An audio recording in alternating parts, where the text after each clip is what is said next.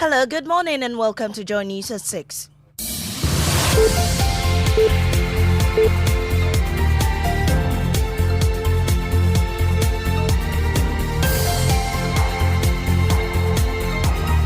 The news is live on Joy 99.7 FM and Hits 103.9 FM in Accra. In Kumasi, we are live on Love 99.5 FM and over 30 affiliates across Ghana's 16 regions, including Volta Premier Ho and Menuveve Aflao, Lolonyo FM Hohoi and Kekeli FM Ho. Get radio, TV and online content on the myjoyonline.com interactive app for Android and iOS devices. Coming up, as Parliament prepares for debate over the controversial leaked tape report, the IGP's lawyers expect sanctions prescribed in the report against senior police officers to be upheld. Some criminal stuff has come up.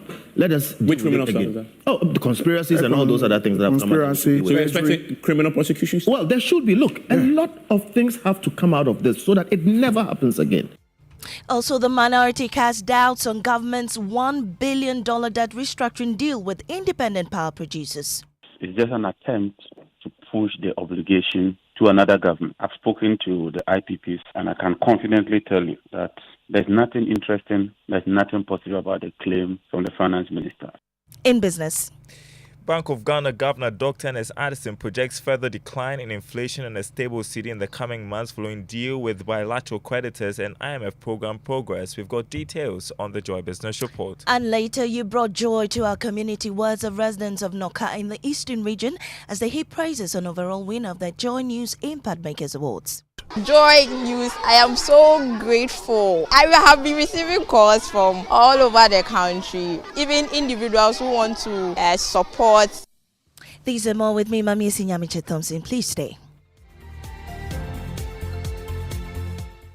Now, lawyers for the Inspector General of Police, Kofi Bentil, is expecting sanctions recommended by the bipartisan committee against the senior officers implicated in the plot to overthrow Dr. George Akuffo-Dampare to be upheld.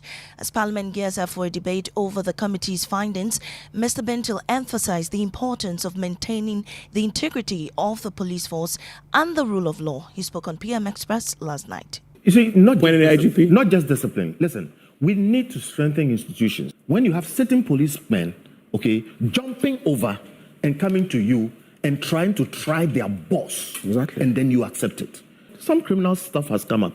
Let us. Which criminal stuff is that? Oh, the conspiracies and all those other things that have come up. So you're expecting criminal prosecutions? Well, there should be. Look, a lot of things have to come out of this so that it never happens again.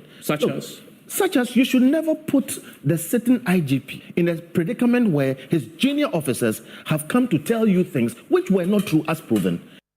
Meanwhile, the lawyer representing Superintendent George Asari has stated that he'll wait for the entire process to conclude before offering any advice to his client. He also spoke on PM Express.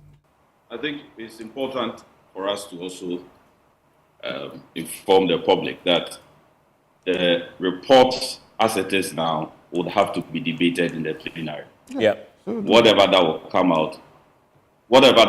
out is what we would be working on. So as it is now, we would wait until the process is completed. Thereafter, we'll advise our clients accordingly. You had lawyer for Superintendent George Asari, Alfred Papa Dakwa. Now, security experts are warning of dire consequences for the country's democracy if there is no change in the current form of governance. Speaking at the inaugural Republic Day public lecture organized by the Ghana Armed Forces Command and Staff College in collaboration with One Ghana Movement, former National Security Minister Francis Poku highlighted a gradual loss of trust among Ghanaians in the country's democratic system. He cautioned that without a shift from the current situation, Ghana could soon face another political crisis. This is a test, and I believe we must all respond to this call. That if the face of democracy does not change after 2025, we are going to go through another history. And it must be a collaborative effort. Why should they say, knowing what we've been through during military rule, why should people exclaim? And it's not, I don't want to pinpoint to any particular regime. Let's focus on energy now. The minority on the Energy Committee in Parliament is casting doubt on government's claim of securing an agreement with 5 independent power producers to restructure over $1 billion in legacy debt. The Minister of Finance, Mohammed Amin Adam, said despite a pushback from the Chamber of Independent Power Producers, Amandi, Send Power, Early Power and 2 other companies have agreed to renegotiate new power purchasing agreements. Commercial agreements have been reached on headline debt restructuring terms and renegotiated power purchase agreement terms with the following companies: Amandi, Send Power, Early Power, Senate, and AXA. We are finalizing documentation to sign this agreement this week and the next.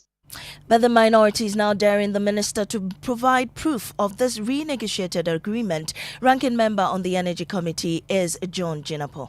Once again, this is nothing but a charade, and it's just an attempt to push the obligation to another government. I've spoken to the IPPs, and I can confidently tell you that there's nothing interesting, there's nothing positive about the claim from the finance minister. Meanwhile, Professor of Finance at the Andrews University in the USA, William Spipa, is urging government to be cautious with its projections. I'll be very cautious with this kind of confidence being expressed by the finance minister. We are not yet out of the woods yet. We have to see the impact of repayment of interest of our loans and principals when they become due. And you heard William Spipa, Professor of Finance at the Andrews University in the USA. Now, the New Patriotic Party is dispelling rumors of the resignation of its national campaign chairman, Dan Kwekubotri. The party is blaming some elements outside the campaign team of trying to sow seeds of discord amongst members. His party national organizer, Henry Nanabuachi. Everything is all right. Look, we finished with our national first phase of it. We are hitting the ground next week with the second phase. Then, ignore all of this fake news and people trying to plan some sort of disagreement within on the leadership of the campaign team. Okay. And you heard national organizer of the NPP, Henry Nanabuachi, speaking on Joy News Prime on a Monday. Now, residents and traders who live and work along the drains leading to the Koli Lagoon are asking for immediate dredging for fear of floods. Described as the principal outlet through which all major drainage channels in the national capital empty their waste into the sea, volumes of waste intermixed with the ceaseless liquid produces awful stench as well as an overflow whenever it rains. Hannah Dami has more. The waters flow from the Brie area through many communities such as Aveno, Circle, and Graphic Road downstream into the Koli Lagoon. Along its pathway are mostly sand and filth. These elements hinder the smooth flow of the waters. Those who live near these areas and constantly bear the brunt of the flood's impact are asking for big rubbish bins while they constantly look out for dredging equipment. I have lost count of my property that has been swept away whenever it rains because the floods render us homeless. Hannah Dami's report. Now, residents of Noka, a small community in the Eastern region, say they are grateful to the winner of the second edition of the Joy News Impact Makers Awards for spearheading efforts to establish the first basic school there. The winner, Eunice Esiedua Ejapong, says she has already started receiving calls from NGOs and philanthropists who want to support the Noka community. Maxwell Agbagba reports. Scores of pupils have gathered in front of their classrooms singing to welcome their teacher, 26-year-old Eunice Esiedua Ejapong, back to school.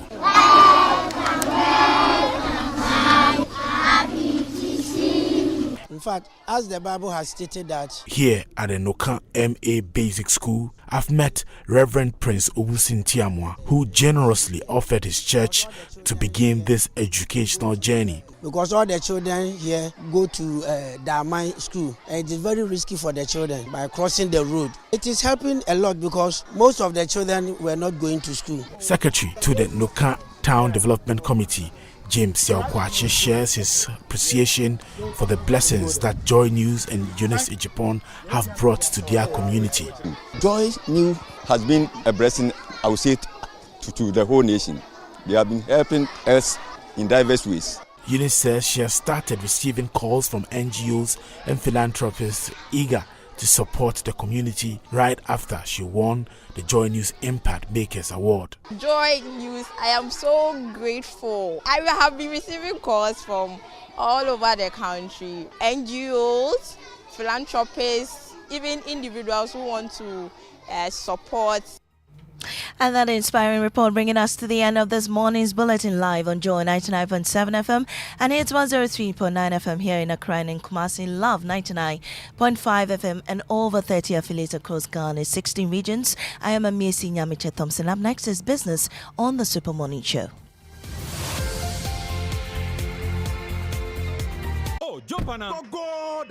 Google me. And what time when you come back, we are not hear the sound of your car? Why you buy new car? No, I not change my car. It be the same ride. It be the fuel way I change. Way one shouts it. Ever since I started using the all-new Excellium Premium Fuel, fortified with 3-in-1 action. Oh, Joe, now my car they run like electric car. No, it's so. This is the type of fuel where they want to. Because now engine they cost. Where they want for way if I buy it, it go protect my engine. And with the small way I buy, I go drive, sir. Absolutely. It's like strapping a turbocharger to your engine and giving it a protector. And what they bust my mind, Seth, be the 3-in-1 action, no? Excellium, they prevent up to 99% of deposit. It be anti-wear, some be anti-corrosion. Won't pay when I open them. Hey, so where can I find this magical fuel? Just head over to any Total Energy service station and your car will thank you. Hey, then make a finish my gobe fast, then rush go Total Energies. My friend, but why your hand my gobe inside? I give you info. Make a fill the gobe too small. Go.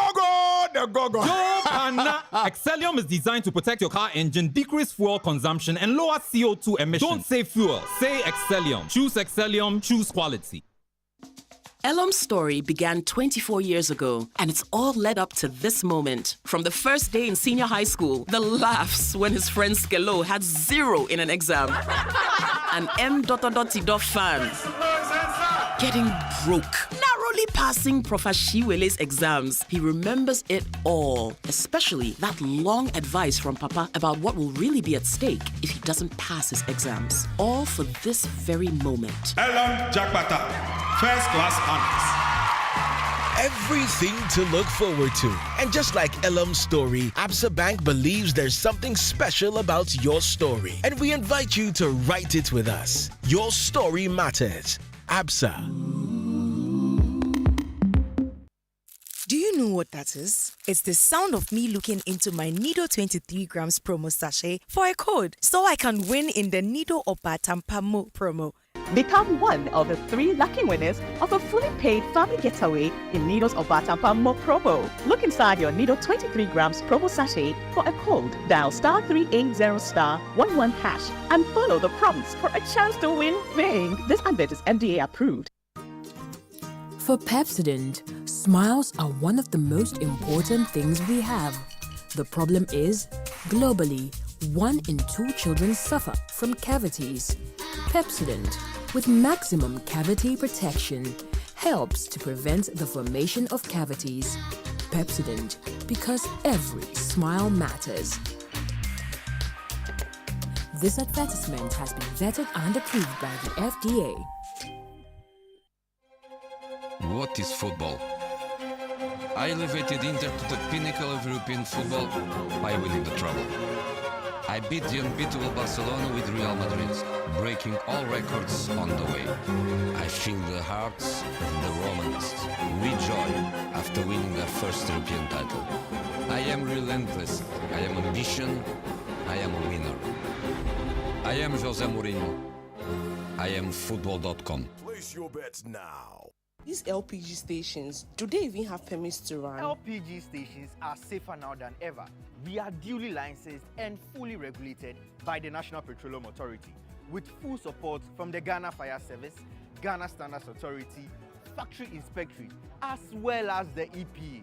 So why worry? Is it true that these LPG stations are really owned by Ghanaians? Oh yes. By refilling your gas cylinders with us, you're also supporting local businesses. Sikano Ekeya. Oh yes, protect local businesses by refilling your gas cylinders at LPG stations nationwide. Hello. Good morning. Good morning, Charlie. You good? You're concerned. I'm stressed. I don't know about you, but Okay. I don't go to the market. Mm-hmm. In fact, I haven't been to the market in quite some time. But, I live alone. So I have to send somebody to go to the market. Yes. That person's stress is now stressing me.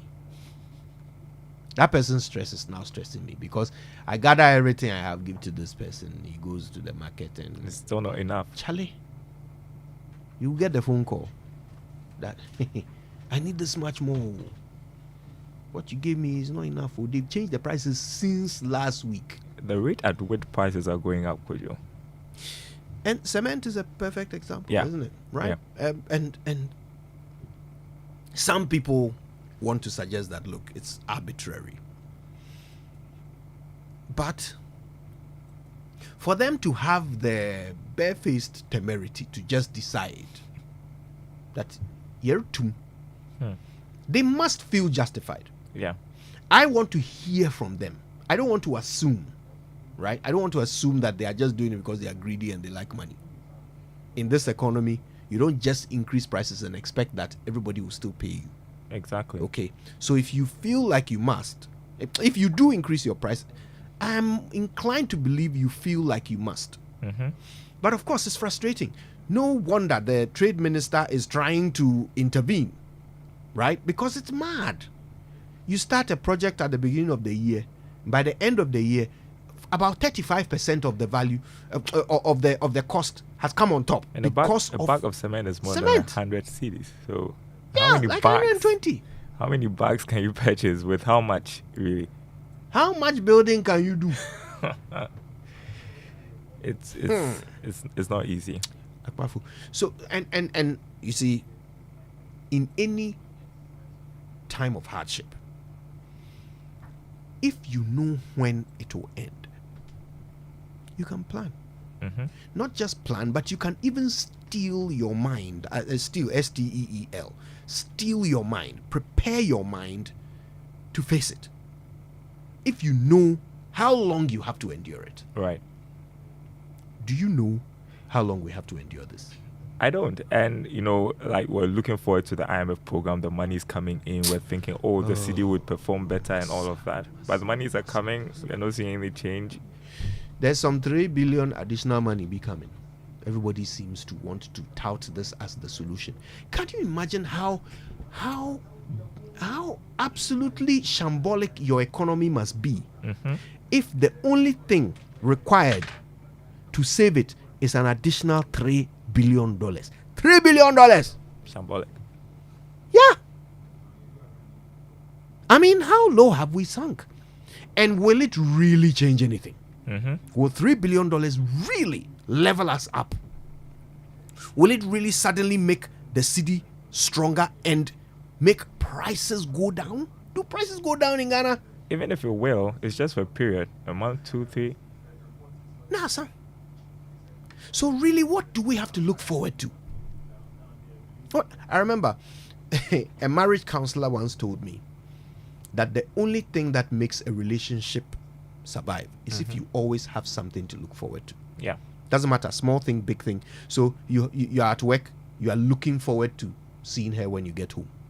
Or you have a holiday coming up in 6 months, so you're looking forward to that. Or you have a date on Friday, you're looking forward to that. If you don't have actual landmark, positive things peppering your calendar to look forward to, you don't have a relationship. Yeah.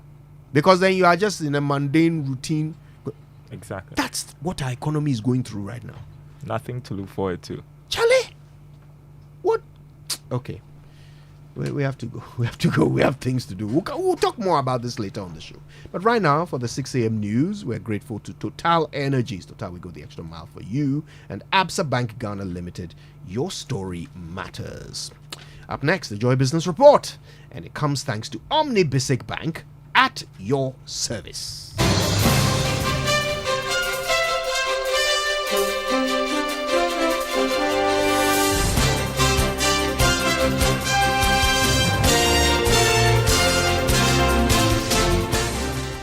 Hello, good morning. Welcome to the Joy Business Report. Coming up this morning, Bank of Ghana Governor Dr. Ernest Addison projects further decline in inflation and a stable cedi in the coming months following deal with bilateral creditors and IMF program progress. Also, some businesses and shops operating in the central business district of Accra expected to shut down this morning as they join others to observe the Homework cleanup campaign today. Also, oil marketing companies start increasing fuel prices at the pumps in line with rising crude oil prices on the international market and depreciating cedi. Details coming up.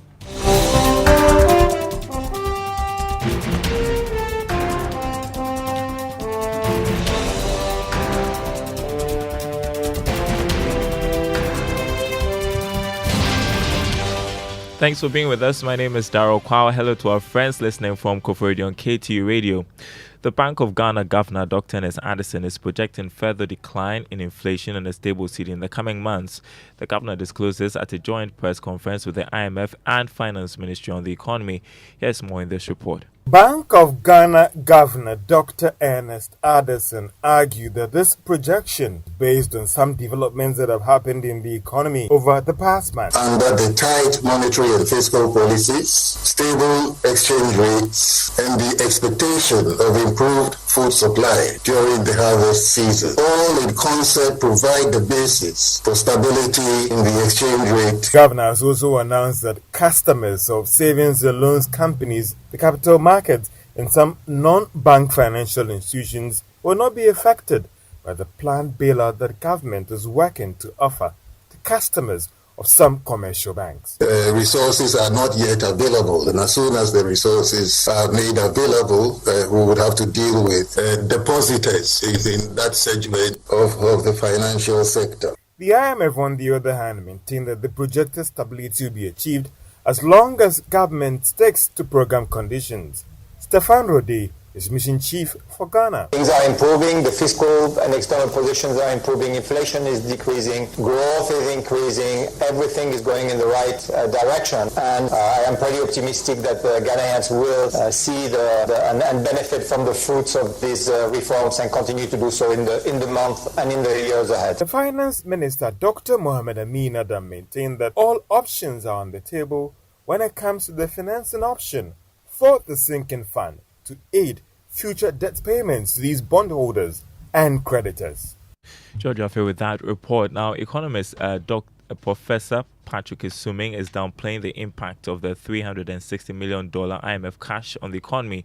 The third tranche of the cash that should hit the Bank of Ghana's account this week is expected to help stabilize the cedi. Speaking to Joy Business, Professor Isuming maintained a lot more depends on government to turn around the dwindling fortunes of the economy and the cedi. The 360 million will be just about 6% of our gross reserve. So that in and of itself is not really going to make substantial difference in terms of even our reserve. So I think it's important that we don't raise expectation too much that the 360 million is going to solve our problems, because it wouldn't. I think it's probably a stronger commitment to making longer-term reform that will change the structure of our economy. That's probably more important than the 360 million to go a long way to show up some of our reserves. But that impact is going to be very marginal. I think the message that's been put out there in terms of the nature of our recovery of the economy is probably overstating it. You had economist Professor Patrick Isuming there. In a related development, partner at accounting firm Deloitte Ghana, Yaolati, says the country could witness a pickup in foreign direct investments and trade surplus in the coming months.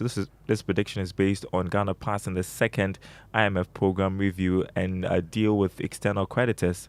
Remember, historically, it was like every quarter you go to the international capital market to borrow. Now, that amount that you historically borrow from the international capital market is what we are getting every quarter under this IMF program, and does not have significant impact on your debt profile as an Eurobond or facility would have, because you are not going to pay interest at 9% or 8.8% as you were paying under the Eurobond facility. So that's a very good thing, that you are making significant savings in terms of principal repayments in the future in the current terms.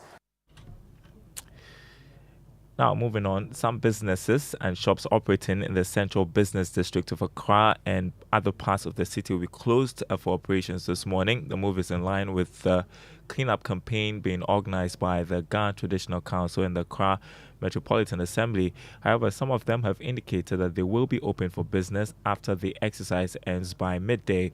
For instance, Enterprise Insurance, in a message to its customers, noted that its branch on the High Street and Ridge area will be open for business after 1 p.m. today.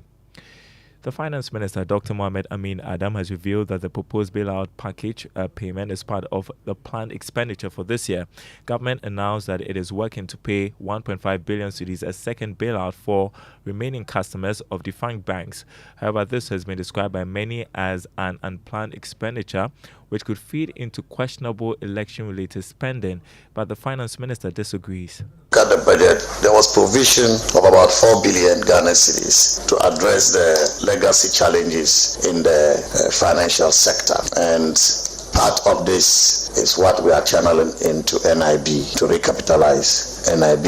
And part is what we are using to provide a bailout, I like to qualify that, to the customers of the liquidated financial institutions. The amount standing in their name, their losses, I understand is about 4 billion Ghana cedis. But this is bailout the government is providing. You have the Finance Minister there, Dr. Mohamed Amin Adam. Moving on, some oil marketing companies have started increasing prices of petroleum products at the pumps. Here's more. One of the biggest players in the industry, that is Star Oil, is selling a litre of petrol at 13 Ghana cedis 83 pesos from its old price of 13 Ghana cedis 66 pesos. Diesel is selling this morning at 14 Ghana cedis 79 pesos compared to the old price of 13 Ghana cedis 97 pesos. These adjustments took place from yesterday, July 1, 2024. Other major players are expected to review their prices later this morning. However, they are likely to go up by this margin. The increase has been linked to rising prices of finished petroleum products on the international market and the depreciating Ghana cedi. One is not sure how this round of increment could push the commercial drivers to make a strong case for increase in transport fares in the country. The development could also go a long way to increase the cost of living and doing business in the country. Minister of Trade and Industry Katie Hammond has announced plans to officially begin processes to lay the new legislative instrument to regulate cement pricing in Parliament today.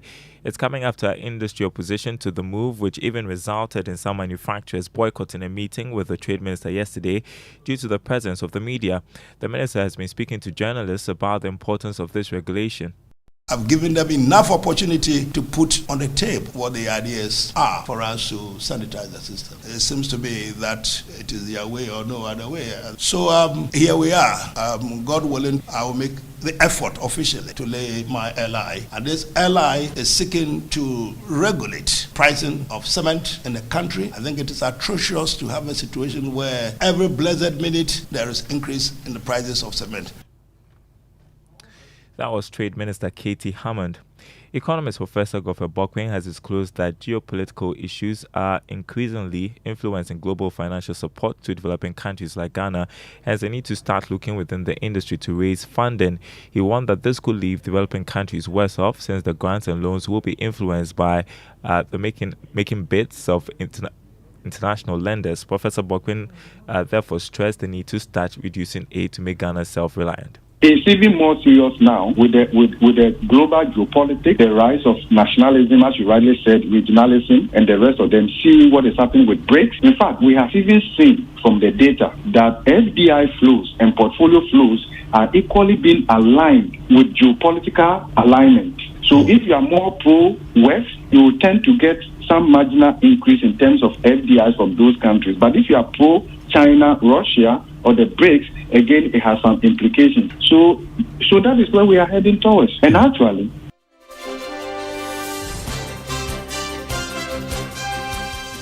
Economist Professor Godfrey Bokwin there warning that grants and loans from international lenders may be influenced by doing the bidding of the international lenders if we do not find ways of raising money within. And before we go, let's check the markets for you this morning. Let's begin with the currency market. The cedi The dollar going for 15 cedis 43 pesos. The British pound going for 19 cedis 51 pesos. The euro going for 16 cedis 51 pesos. On the commodity market, crude oil trading at $86 a barrel. Gold lost more than $4 to open, trading at $2,327 an ounce. Cocoa selling at $7,293 a ton. After going down by $438. More news on our website, myjoyonline.com/business. My name is Daryl Kwao. Thanks for listening. The Super Morning Show continues. Here's Winston. Thank you very much, Daryl Kwao. So the CD, any appreciation or is the same? The same as it was yesterday? Yeah. Okay, so that's stabilization. Stabilization, isn't it? Relative stability. Anyway, thank you very much, Daryl Kwao. Let's go for our inspirational song for today. Is CC Winers with Holy Forever. That's our inspirational song here on the Super Morning Show. I love it.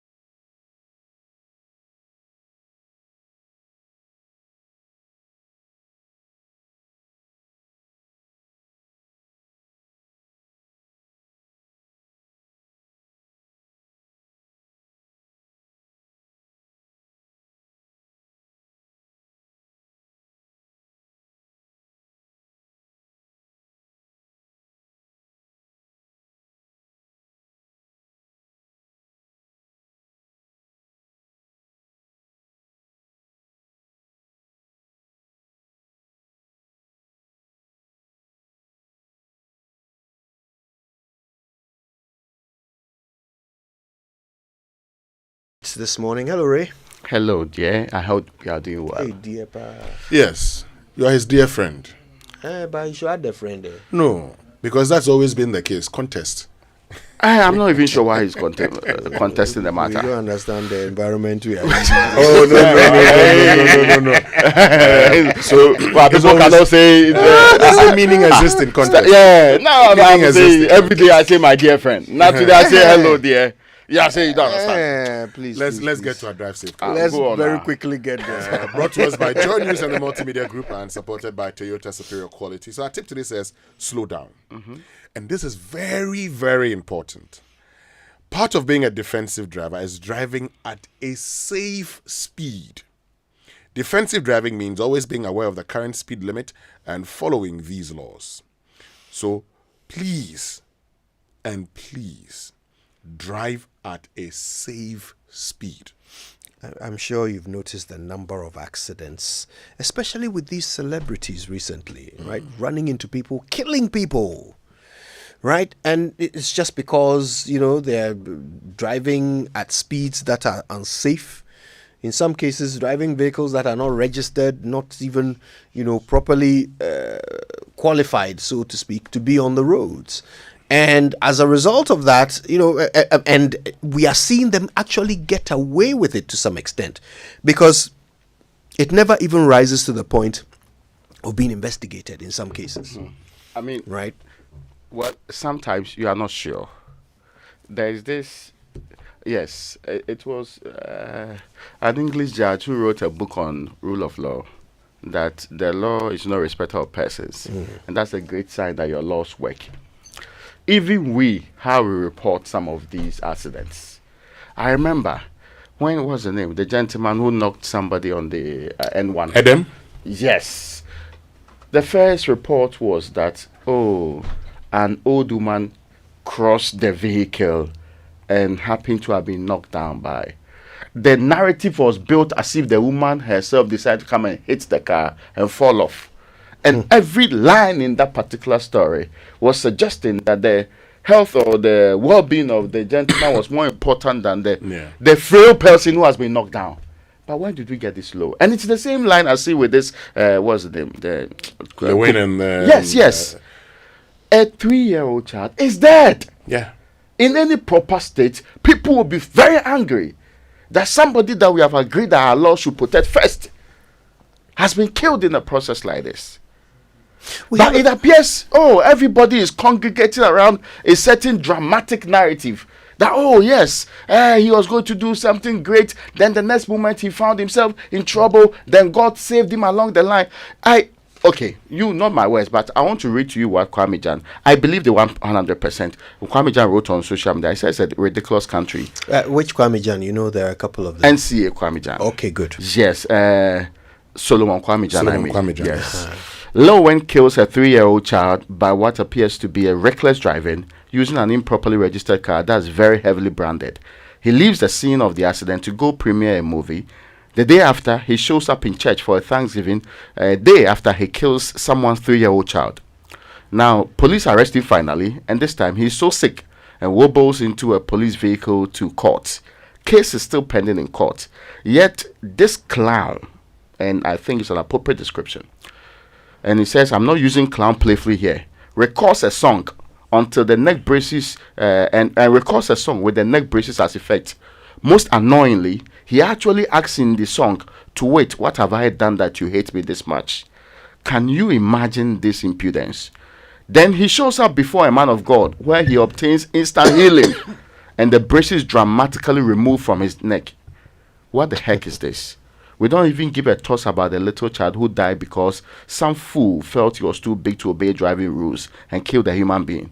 He's going to keep ridiculing all of us because he is and it is in inverted commerce, but also in caps, celebrity. Hey, one day. And it actually, to me, encapsulates the entire issue. We cannot build society for two sets of people. First, it was the politicians and their friends excluded from the laws. Now we have recruited many despots in very varied corners and added them to the list. And by so doing, people are not necessarily subject to our laws, or we treat them differently because he appears or he's producing a movie or doing something similar. Please. I'm very interested in this is a sign of a banana republic.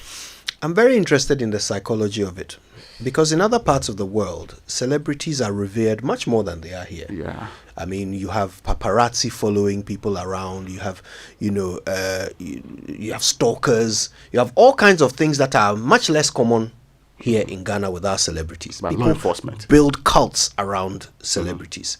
However, if a celebrity hits his wife, if a celebrity is involved in a car accident, the law is no respecter of persons. In fact, people change their reverence for you if you are sometimes even just accused. Mere accusation. Yes. Look at what's happening with the P. Diddy's and the Bill Cosby's and the what's his name? This actor that I used to really like, Kevin Spacey. What they went through when they were accused of committing crimes. But here in Ghana, if you are well known, it's immunity. I don't get it. Why? Why do we think that being well known means that the laws don't apply to you? If elsewhere, they were even more interested in seeing to the bottom of the matter, merely because you're just because yes. So that it sets an example for the rest of the people. Exactly, because of who you are, we must set the right example. Yeah. So if you, despite all the fame, can be dealt with without fear or favor by the laws, then it means that everybody, if you also did the same thing, you're also going to face the law. And this is the point for me, that you, today, a family has lost a child. 3-year-old. The country has lost a future leader. And you turn around and say, why do we hate you? So it is about you once again. You don't care about the emotions of the people who've lost their child? 3-year-old. Why? Must it always be showbiz? We are monitoring the court case keenly. All right. We are monitoring. Let's learn how to say it right. Yes, and it's brought to you by Kingdom Books. Our Kingdom quality and affordability are their hallmarks. And Societe Generale Bank Ghana, the future is you. Something must be done. You say either, I say either. Cement prices are astronomical. I wonder how those constructing their own homes are managing to afford it. And don't get me started on the price of a plot of land. Now, I know there's pressure in the system, but that's no excuse for speaking bad English. It's a plot of land, not a land. For certain uncountable nouns, you must always qualify them with a collective noun. That's why you wouldn't say, I bought a rice. You would say, I bought a bag of rice or a cup of rice. It's a glass of water, not a water. It's a book of matches, not a matches. And it's a plot or a parcel of land, not a land. You could play it safe and say some land, but never a land. Don't let the fact that you can't afford it stop you from saying it right.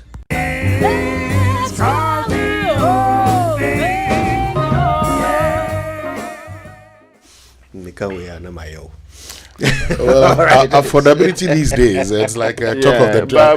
I mean, talking of dry bones. People are worried that now we are talking about, then you are saying we should say it right. Because we are complaining, you say, oh, say it right, even in your complaint. Now, the last time I was having a conversation on, the cost of land and everything, I was told that, even now the regular plot of land, 100 by 70, is going to change.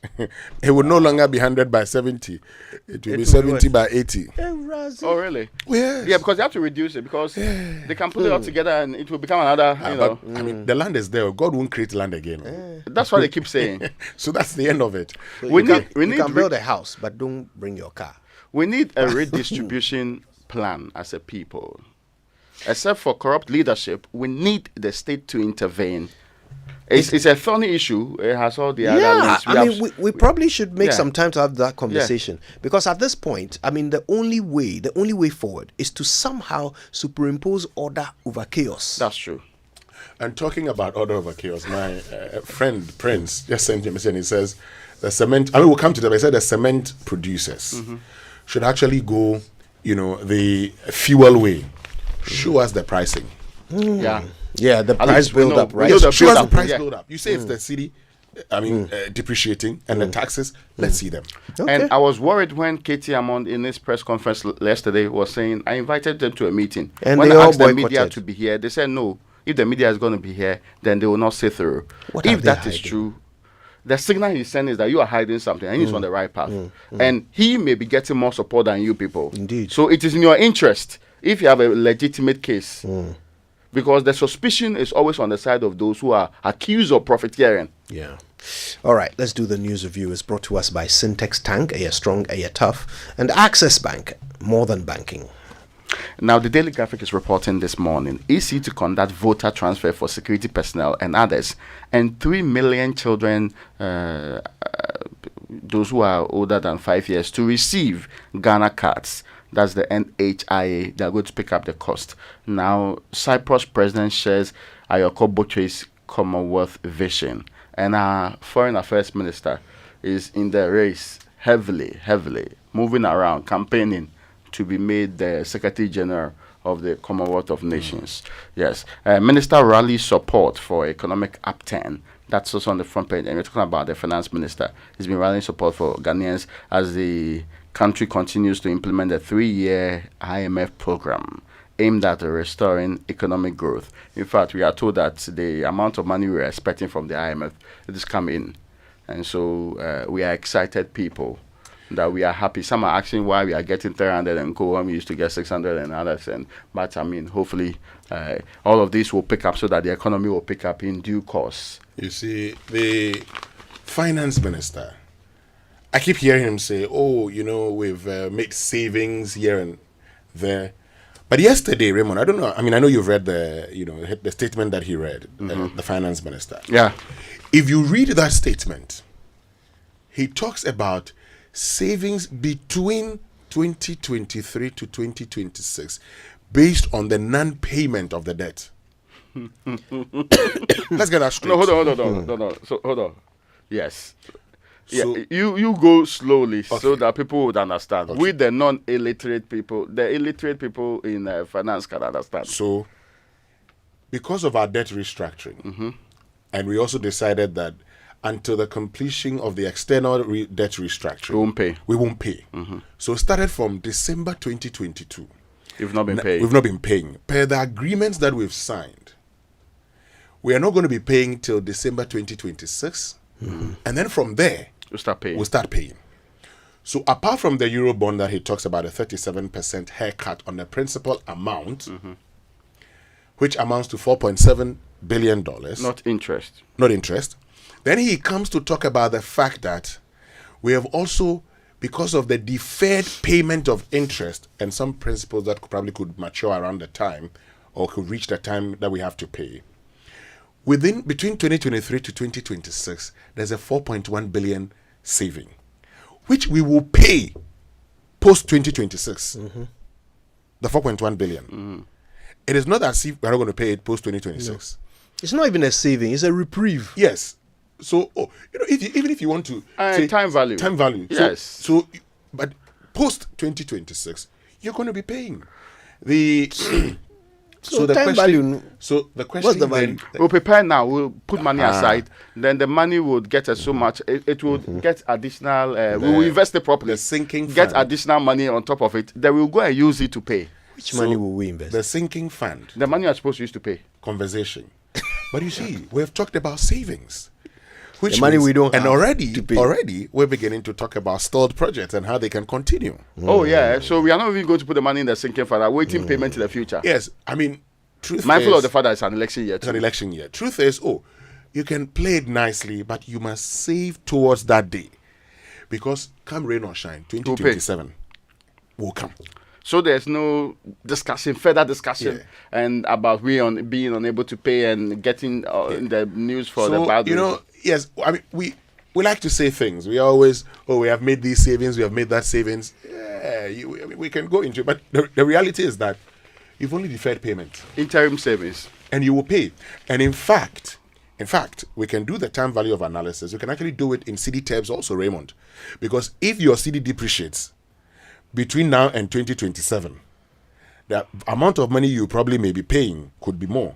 That's something we don't do. Because when it suits us, we'll do it in dollars and then have the conversation and say, time value of money, dollar terms. We make some savings. But if you like, let's do it in cities because that's what we spend in this country. So and whether or not there will be any time value of money savings in there, that's true. So in reality, there's perhaps not as much light at the end of the tunnel as we thought. Because from what you're describing, in the end, you will pay. I mean, it gives you. I mean, the truth is, it gives you fiscal space now.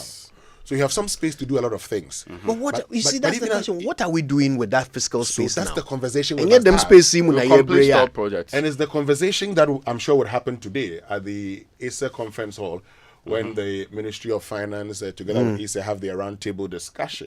On the quarterly roundtable. Yes, on the restoration of macroeconomic stability. Yes, that's it's a conversation that would go on.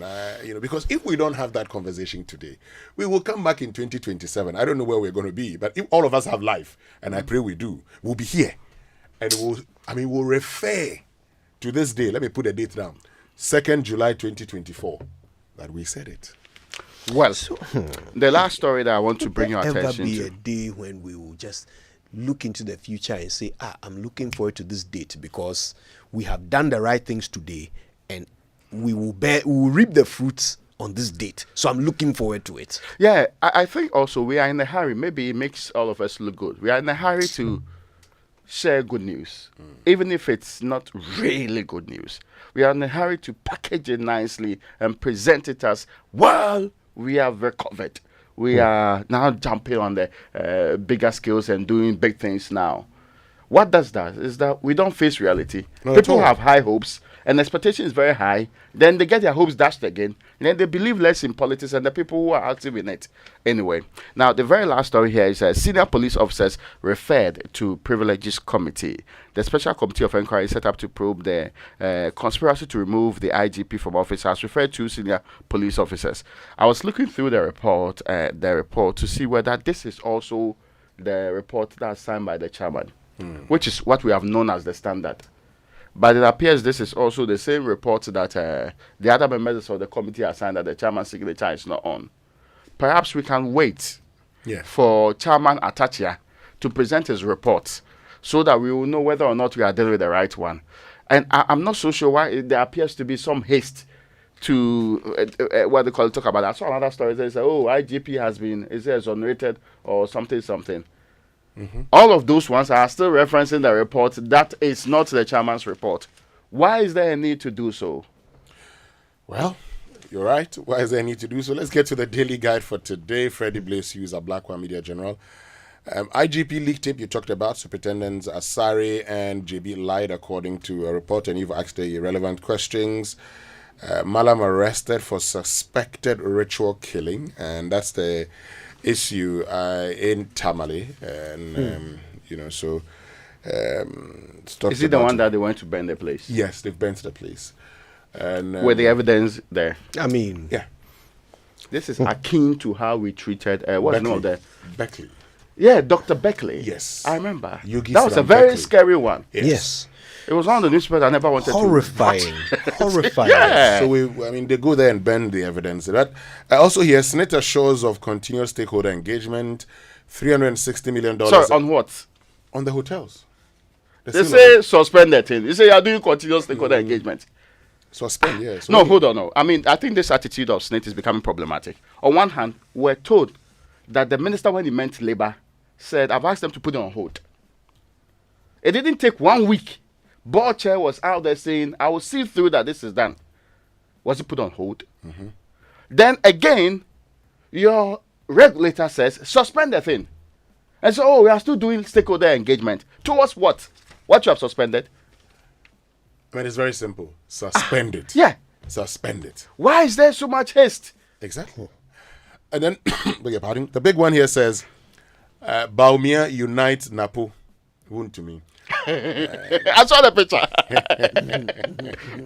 But looks like Looks like in fairness, I wrote on Facebook that the NPP is holding National Reconciliation Commission meetings across the country. So whoever Napo has offended the entire space. But anyway, why did they require the candidate himself to unite them? Napo himself cannot go around and meeting the people. Say, my brother, we might have been on different lists, but now you see, for the common good, let's move together. You play to your strengths, not your weaknesses. Well, so the tickets. So if what you want is someone to reunite people, you send someone who can unite people. Napo can unite people. Well, the ticket. Is that so? Yes. The ticket stands to benefit. From the Ashanti region. Yes. And so, if the ticket must benefit from the Ashanti region, then you need Chairman Wontumi. Yeah. Okay. So, if you need Chairman Wontumi, and then the Chairman Wontumi has been working for the Vice President. He declared a support for Dr. Bawumia. Yeah, that's true. So you need way Dr. before. Bawumia. So Dr. Bawumia would have to get Chairman Wontumi in and say, my guy, this is how we're going into 2024. Yeah. So if you like me, you might as well like this man, because he's going to be my running mate. Because as we do know, and I've done my checks, I learned that indeed Dr. Bawumia met the leadership of Parliament and told them that his choice was Dr. Matthew Poku Prempeh Napo. Is it extended leadership? So it will include committee chairpersons like Andy Kwame Apiakubi? No, he was not. It was just the leadership. Andy Kwame Apiakubi was not in the meeting. Hey. No, he was not in the meeting. But so I'm told the leadership. Yes. Yeah, the leadership. So the extended one is the committee chairman. Yes. So he met the leadership and told them. So I'm proposing a similar meeting with Andy Kwame Apiakubi and the others. Well, and because he's not the only person in that parliament. He says he's a representative. He's actually a member of the National Council. Yes. There's a National Council meeting, I think, on Thursday. Yeah. So Andy Apiakubi will be at the National Council meeting. At that National Council meeting, there'll be official introduction. There'll be official introduction. And, well, I mean, if he's able to convince the rest to reject it, but it looks like at this point in time, a lot of members on the National Council who themselves are part of the National Executive Committee and the National Steering Committee. You've seen the national organizer of the NPP, Henry Nanabuache, saying that they've also been informed of the choice. In the past, you didn't have this happening. You probably would wait till the National Council meeting. Yeah, but now people are informing us that we'll be informed. Was going to get it. But now, it's out there. Anyway. And so... I'm looking beyond all of this. It's the running mate. I'm looking beyond all of this. I can't wait to hear the things he will say on the campaign trail. Oh, he will campaign? Yes. And I'm waiting. I'm looking forward to that. Yeah. Okay. The thing I don't have any more papers. Do you have any more? Because what could you say? Me, I don't want to go into it. You don't want to end it there. No, but I said I'm looking for it. What's your problem? Want to go into it. I'm not going anywhere. The thing about politics is that you may be a strong man until you get into politics. That is when you realize that, Charlie, and you probably would do everything you want to do as a minister, but when you become a presidential candidate or a running mate, that's when you realize that people's destiny are tied to yours, and you just can't talk anyhow. But he's been a politician for some time. I have actually... That didn't seem to affect him. Government restructures $1 billion legacy debt with IPPs. Yes, restructuring. Yes, restructuring. We're still on. Yeah. the people are saying that no, but there's $1 billion the minister arrangement. Actually clarifies in his statement that they held discussions with Kapa, Sonon Asogli, Senate, Senpa, Elipa, and Amandi, and the likes of AXA, Elipa, Senate, Senpower have agreed to some form of a debt restructuring. Okay, not Sonon Asogli. No. Sonon Asogli is not part of the list that the minister talked about. So when the man who works with Sonon Asogli and also chairs the group says that we've not agreed, he means Sonon Asogli alone. Has not. He says only two have agreed. Okay, all right. The minister, based on what I read from the statement he presented, more than two. But hey, let's see what happens. Let's go for the online review. It's brought to us by Zenith Bank in your best interest, Goil Good Energy, Goil Yenara India, and G&J Technical Services, celebrating 30 years of providing backup power in Ghana.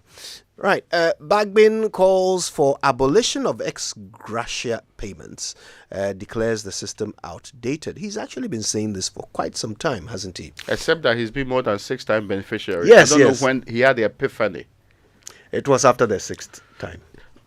Anyway, plot to remove IGP. Atachian's committee went beyond its mandate, according to Kofi Bentil. There's more to discuss. We'll do that. We'll get into all of that stuff later on the show. Right now, though, the BBC News, brought to us by Fidelity Bank, Believe With Us, and Old Mutual, 10 years of greatness in Ghana, here for a lifetime. Spinner and ask whether clashing events could mean a change in fortunes for this year's Tour de France. This is the BBC World Service, the world's radio station.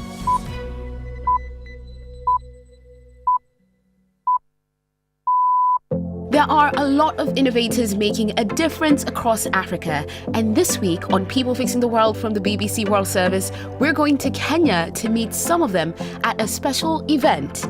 The Africa Prize for Engineering Innovation rewards the best problem solvers from across the continent.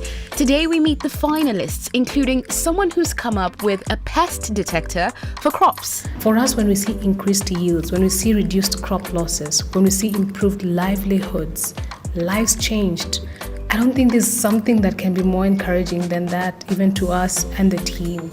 Also, an inventor from the Ivory Coast with an AI healthcare assistant. Hello there, my name is Kiko, your personal health assistant. How can I help you? We'll work on the accent to be more local. Join me, Myra Anubi, to hear about these and other smart solutions from Africa on People Fixing the World right after the BBC News. Hello, I'm Roisin Hastie with the BBC News. Several Caribbean nations are assessing the damage after Hurricane Beryl made landfall over their territories in recent hours. At least one person has died in St. Vincent in the Grenadines, with authorities warning this figure may rise. Will Grant sent this report from Mexico City. As reports emerge of the damage wrought by Hurricane Beryl, it's becoming clear that several parts of the Caribbean nations in its path have been hit hard. Images posted on social media from Grenada's Carriacou Island show homes with their roofs blown off, debris spread across the streets, and residents picking through the rubble to salvage their possessions. In half an hour, Carriacou was flattened, said Grenada's Prime Minister Dickon Mitchell. As communications return, a full picture of the extent of the damage across Grenada, St. Vincent and the Grenadines and St. Lucia will become clearer to the authorities.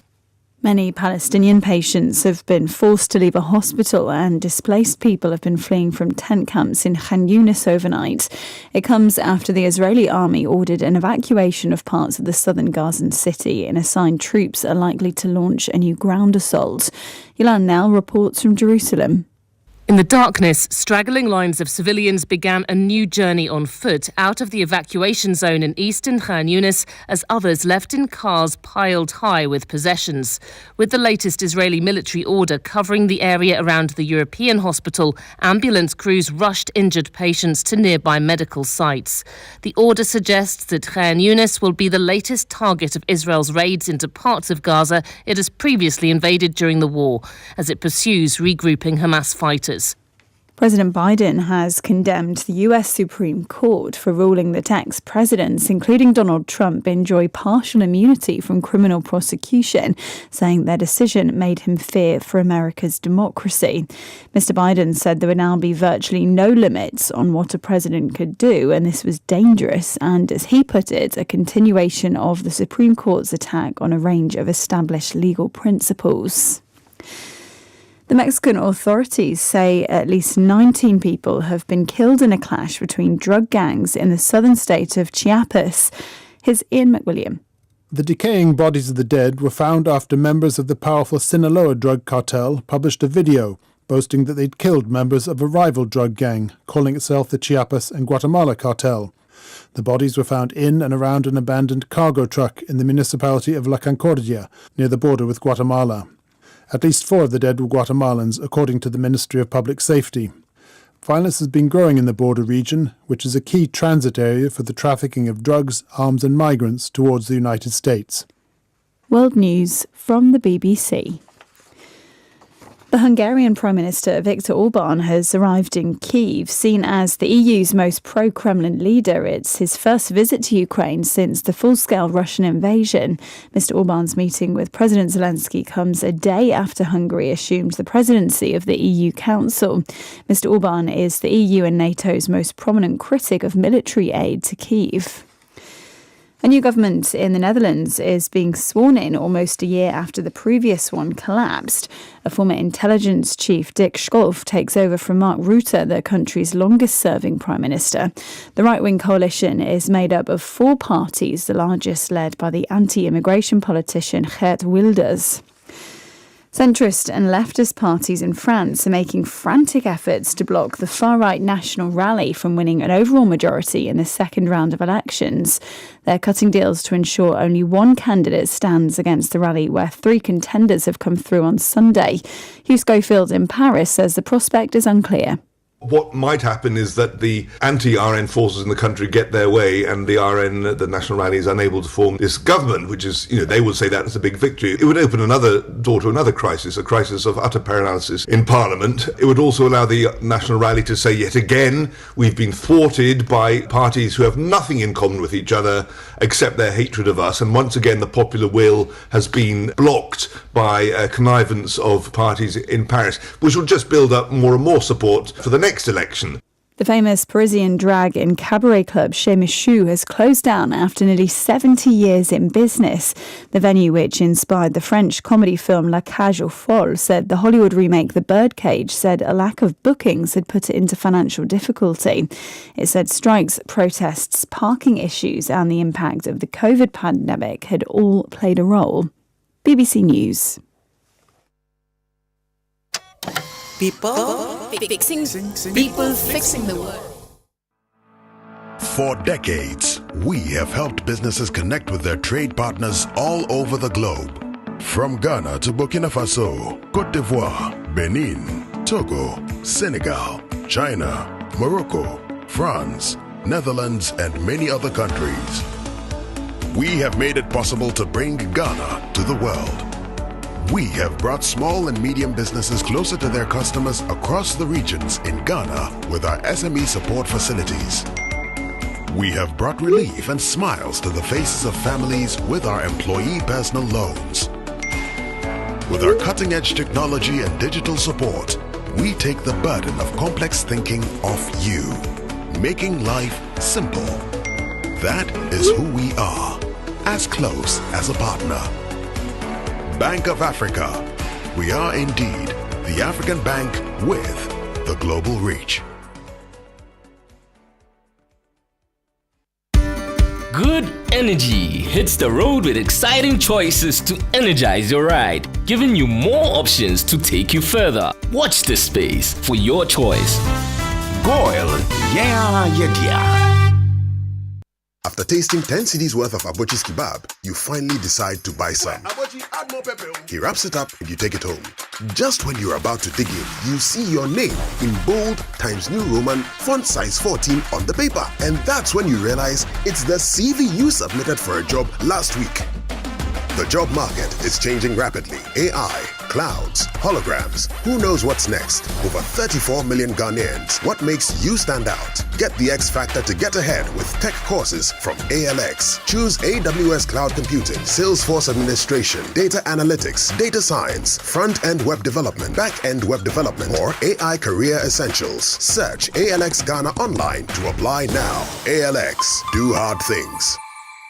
Beautiful people, we are live in town, soaking in the excitement about the partnership between Access Bank and PABS, revolutionizing the way people move money across Africa. Let's hear directly from those reaping the benefits. It's a relief. Anytime I send money back home, my family receives exactly what I send them, instantly. I'm studying in Ghana, but originally from Nigeria. With this service, my parents send my school and hostel fees directly, and they do it with so much ease. I run a fashion business. Let me tell you, sending and receiving money across Africa without those annoying forex fees has really cut down our operational costs. Benefit from instant payments across Africa with zero foreign exchange hassle. Visit our website www.ghana.accessbankplc.com or call our toll free on 0800 00 4400 for all your cross-border payments. Pass it with Access Bank. Access Bank, more than banking. We have said over and over that the problems with the city can also largely be attributed to speculation. And therefore, whilst we've been making effort to influence market sentiments positively, we also know that some other people are inciting speculation. We have had intelligence that people have been deliberately inciting speculation, but we never got it too real as we saw only 2 or 3 days ago, when my good friend and my brother, the Honorable Adongo, went out there urging people to buy dollars to do their business. And this was after I indicated at the town hall meeting in London that with all the policies we are implementing, with the flows that we are expecting from external sources, and with the completion of our restructuring, the debt restructuring with our bilateral official creditors as well as our Eurobond holders, we saw the city becoming stronger and stronger. My brother went out there to say that people should ignore Amin Adam and go out there and buy dollars to do their business. I think that this is not healthy for our economy. We all need to work together, whether we are with the government or we are with the minority, because we are all stakeholders in this economy. We have a duty to our people to ensure that the economy is stronger for the benefit of all. And so, my friends, on the minority side, I want to appeal to you to stop inciting speculation and to work with us. Give us constructive criticism, give us ideas so that we can complement the ideas we are already pursuing, so we can provide the kind of direction our people expect of us. Ladies. Join us this summer for the prestigious International Conference on Property Investment and Profit Making, the ultimate guide to financial freedom. Delve into the theme, how to earn and maximize passive income through commercial property investment in the United States. Mark your calendar for 29th and 30th October 2024 at Trump Towers International Hotels, Chicago, USA. Register now to secure your spot. Early bird registration ends 15 July and standard registration closes on July 30th, 2024. Registration starts from $500 to $1,550, which allows you 2 nights stay at Trump Towers Hotel, Chicago, lunch buffet, welcome cocktail, conference ticket, and many more. For those in need of visa support to attend, visit our conference website on conference.chicagowestluxuryhomes.com and register to get an invitation, or call us on 0536 502295 for further information. Hello, Auntie Araba. Hey, Bugger, how are you doing today? I want to buy Pepsodent Cavity Fighter, but I don't have enough money. So what are you going to do? Can you give me the big size? You know, as for me, I'll pay the balance later. Today, no credit. I haven't sold much this morning. If you don't have enough money for the big size, why don't you try the 120 gram pack? There's a 120 gram pack? Introducing the new Pepsodent Cavity Fighter in 120 gram pack size. More affordable and convenient. Get yours today from any supermarket near you. Every smile matters. This advert is FDA approved. Coffee in your cup and Joy on the set. The Super Morning Show is always the best bet on Joy 99.7 FM.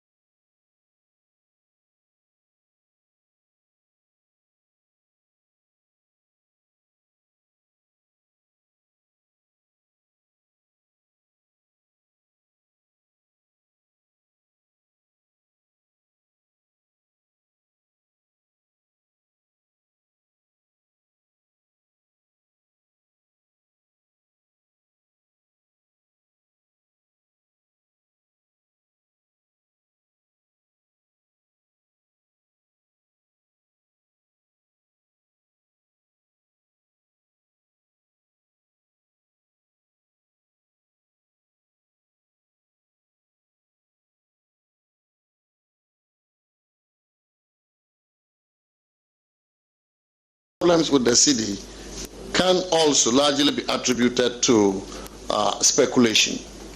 And therefore, whilst we've been making effort to influence market sentiments positively, we also know that some other people are inciting speculation. We have had intelligence that people have been deliberately inciting speculation, but we never got it too real as we saw only 2 or 3 days ago, when my good friend and my brother, the Honorable Adongo, went out there urging people to buy dollars to do their business. And this was after I indicated at the town hall meeting in London that with all the policies we are implementing, with the flows that we are expecting from external sources, and with the completion of our restructuring, the debt restructuring with our bilateral official creditors as well as our Eurobond holders, we saw the city becoming stronger and stronger. My brother went out there to say that people should ignore Amin Adam and go out there and buy dollars to do their business. I think that this is not healthy for our economy. We all need to work together, whether we are with the government or we are with the minority, because we are all stakeholders in this economy. We have a duty to our people to ensure that the economy is stronger for the benefit of all. And so, my friends, on the minority side, I want to appeal to you to stop inciting speculation and to work with us, give us constructive criticism, give us ideas so that we can complement the ideas we are already pursuing, so we can provide the kind of direction our people expect of us. Ladies.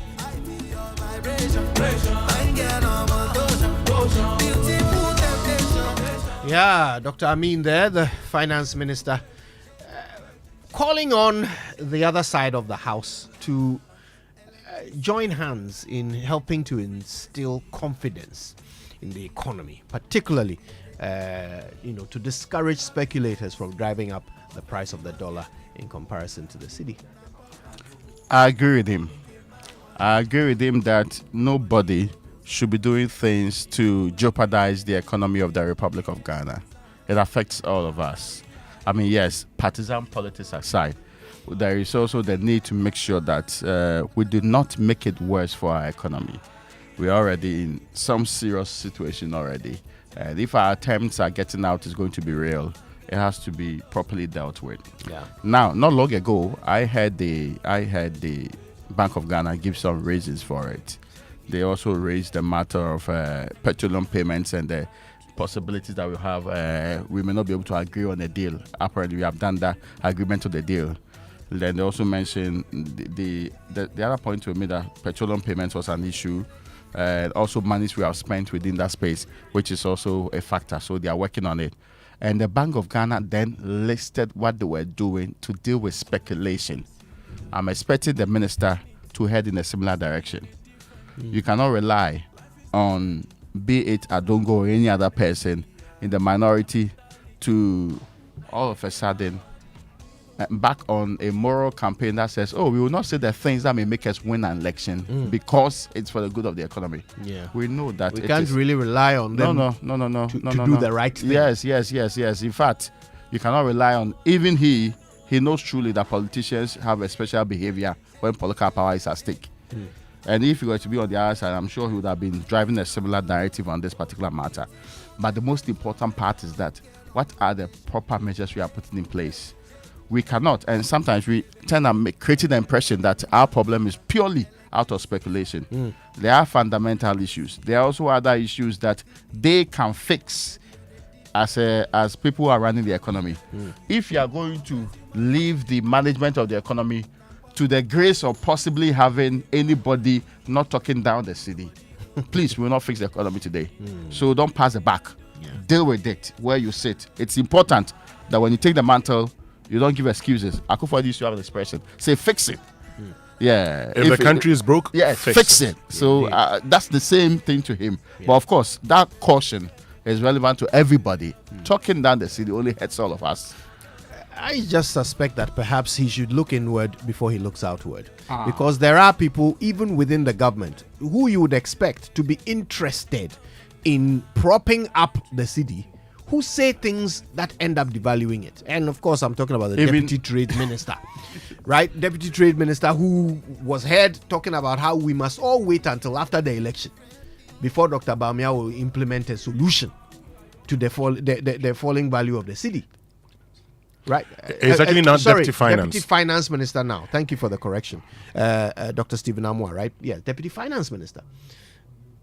So really, the Finance Minister should be looking inward.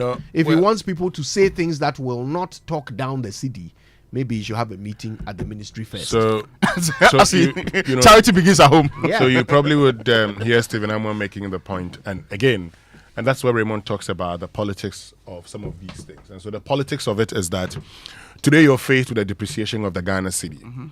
And we all know that the short-term solution to the problem is actually the borrowings that we've been doing. So the dollars coming into the country. The medium to long-term solution of this is what we all learnt in primary school based on the school you attended, junior secondary school, and senior secondary school up to university. The conversation about import substitution has always been on our table. Yeah. And so if you talk about the fact that in a country like ours, where we spend billions of cedis importing everything from offal to poultry products and everything into this country. In fact, we even import shea butter into this country. So if you have to deal, for instance, with food inflation, then the planting for food and jobs, what is being done now, may not be in the best of shape, but it's actually better than what we did previously. The planting for food and job, one, was a waste of our money. Yes, to be very honest with you. Yes, it was. What we are seeking to do now is an improvement. But we can definitely do better. We have seen in other jurisdictions how they are able to maximize productivity.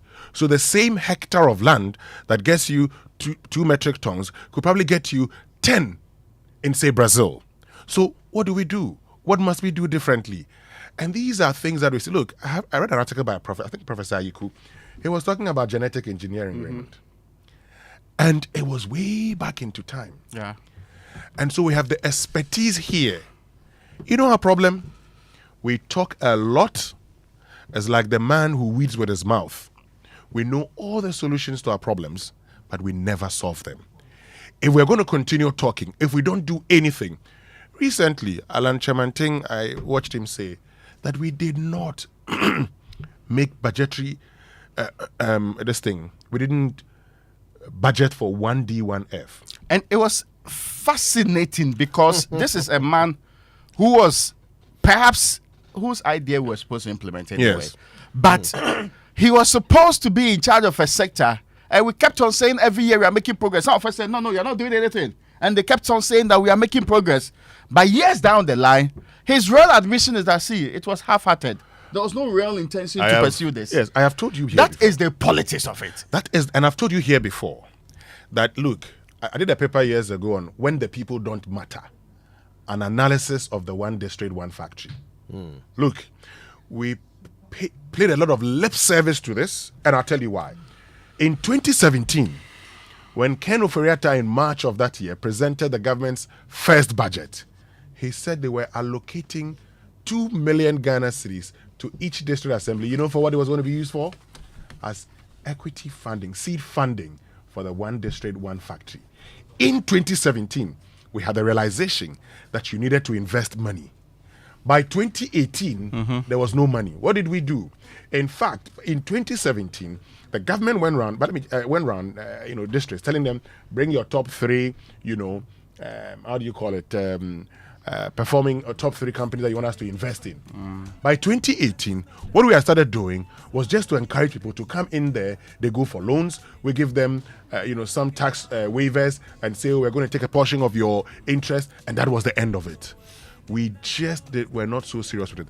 But guys, you know what? We'll come back. We'll talk about this. Let me do the UPSA Law School Point of Law series. It's very important. we do that one today. So let me get to the UPSA Law School Point of Law series for today. And okay, hold on a minute. You want me to help out?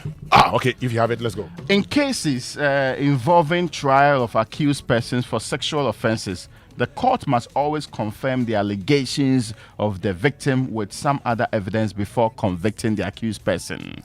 This is from the case The Republic versus George Uafe. Not our George Uafe. Suit number 286/2021. So in The Republic versus George Uafe, the key point of law here is that in cases involving trial of accused persons for sexual offenses, the court must always confirm the allegations of the victim with some other evidence before convicting the accused person. My layman's question here. Does this suggest that in other criminal cases, the court doesn't need to confirm an allegation with other evidence before conviction? Is that what we are to take away from this? That it is only in sexual offenses that the court must seek other evidence to corroborate an accusation before convicting the accused? Yeah, I have no idea. Okay. All right. Well, Prof. Kofi Abochi is listening. He will send a message right now. No doubt. So, Prof, clarify. Yes, Prof. Kofi Abochi. Please we've asked a question. Please, over to you. Help. All right. Well, listen, send in your tweets. Use the hashtag JoySMS. Have you tried buying cement recently? Do you have any hope of what will happen to the city? I hope you do. Wake up to joy, joy, joy. Sunshine and joy in the morning time. Yeah. Wake up to the super morning show. Yeah. Wake up to joy.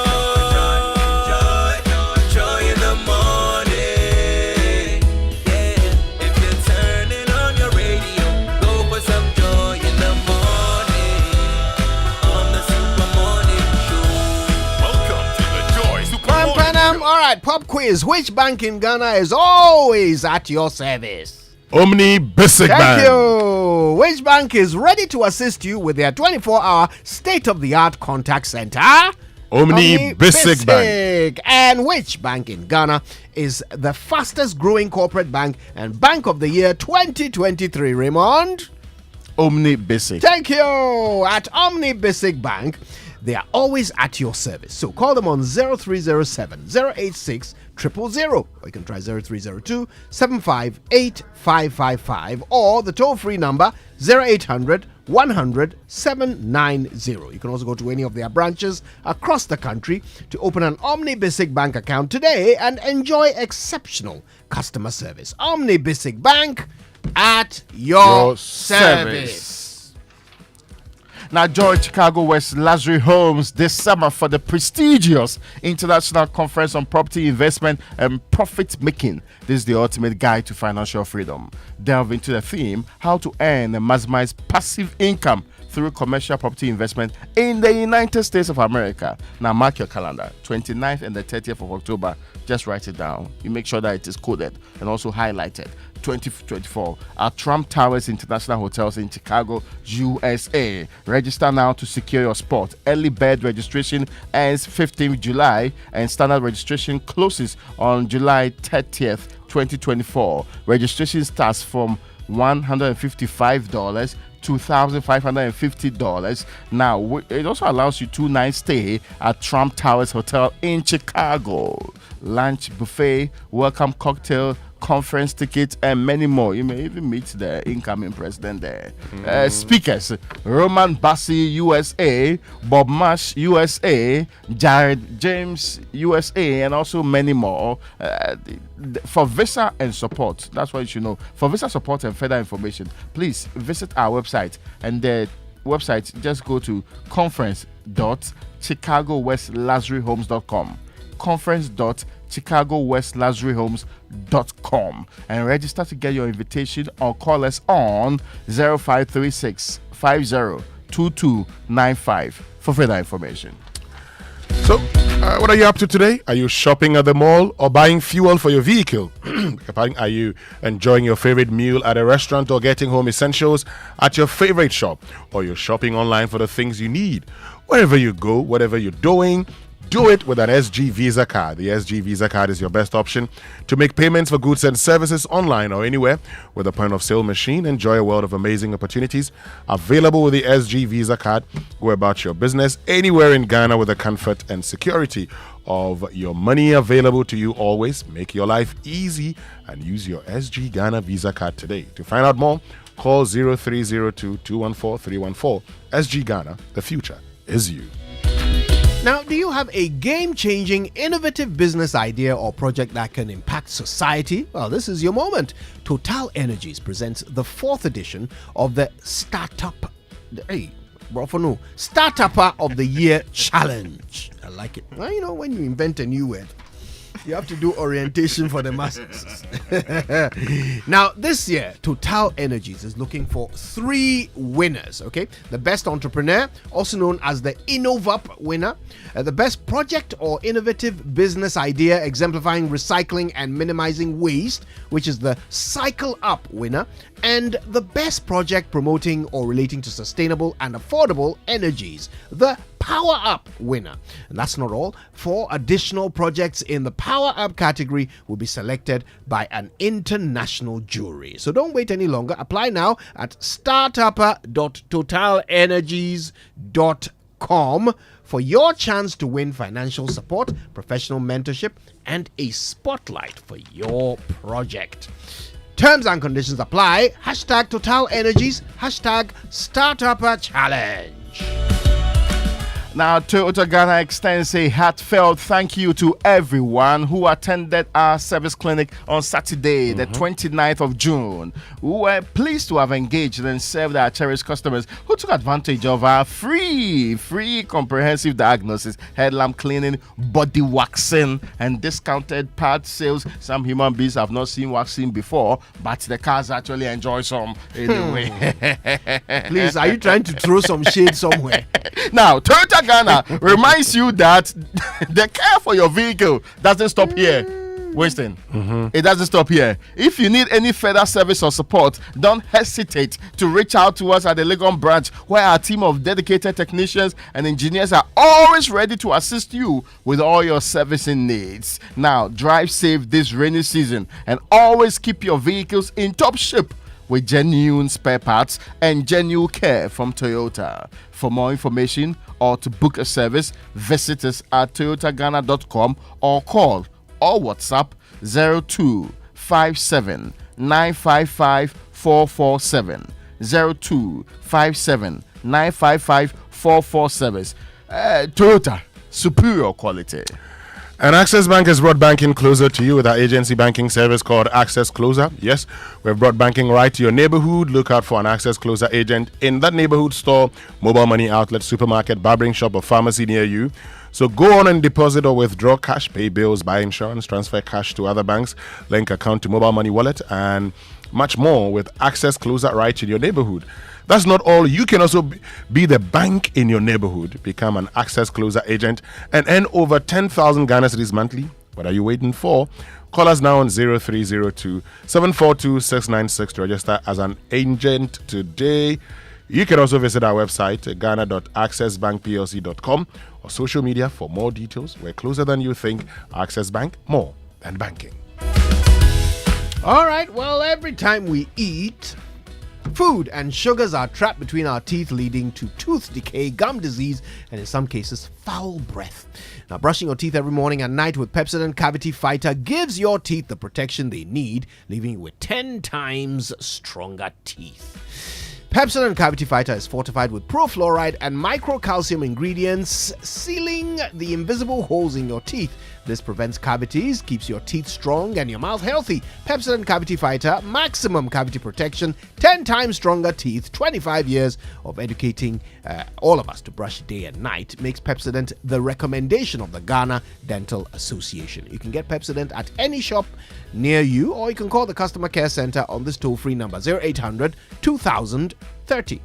Always remember to brush your teeth in the morning and before you sleep at night. Pepsodent, every smile matters. Now, you just need to log on to kingdomstoreonline.com without physically going to the offices of the Kingdom Books and Stationery Limited. They are your number one supplier of quality office essentials, equipment, and also furniture. This is happening at affordable prices. And also, they have introduced this convenient online store that you should be interested in. It is hassle-free. kingdomstoreonline.com. Go there right now without going to any of their offices anyway. They'll arrange delivery to your homes and offices. This is within a reasonable time. Now, they also offer free delivery within Accra and Tema, and you can also get your payment via Momo across all networks. Terms and conditions, however, apply. At Kingdom, quality and affordability are their hallmark. And the Pan-African Payment and Settlement System, PAPS, is now live at Fidelity Bank. Imagine sending money to your loved ones or business partners across Africa instantly and in Ghana cities. Don't wait for days for transactions to clear. No more expensive fees, just fast, secure, and affordable payments. PAPS is here, and Fidelity Bank makes sending money through PAPS easy. Visit any Fidelity Bank branch and start sending money across Africa instantly and affordably to Nigeria, Gambia, Liberia, Guinea, and Sierra Leone. Fidelity Bank, believe with us. All right, don't forget to use the hashtag JoySMS. Birthdays and sports coming up in just a moment. Stay tuned. It's Joy 99.7 FM. This is the Super Morning Show.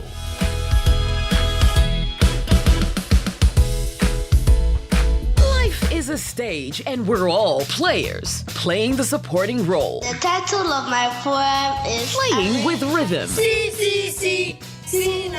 Playing the lead. Playing to win.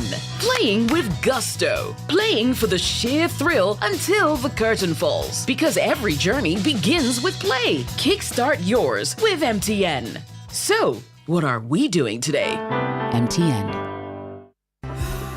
Imagine a world where your home or business is powered by the sun's boundless energy. Picture your rooftop transformed into a solar sanctuary, radiating with eco-friendly vibes and city-saving brilliance. Well, dream no more. With Standard Chartered's renewable energy loans, you can turn this dream into a dazzling reality. And guess what? Our renewable energy loans come at very low rates. That's right, we are not just offering loans, we are offering the keys to your solar-powered kingdom. Say goodbye to high electricity bills and step into a new world where every watt generated is a step towards a brighter, more sustainable future. So if you're ready to take control of your energy destiny and switch to solar today, give us a shout on any of the following phone lines: 050-153-5789, 050-153-5790, 0244-674154. Let's chart a course for a brighter tomorrow and make your solar dreams shine brighter than ever before. Standard Chartered, here for good.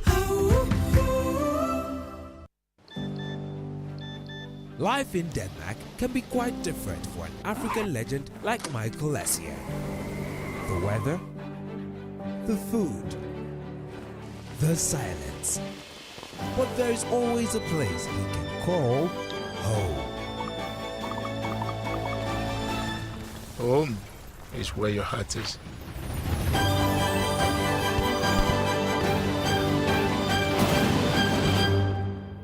Sportybet.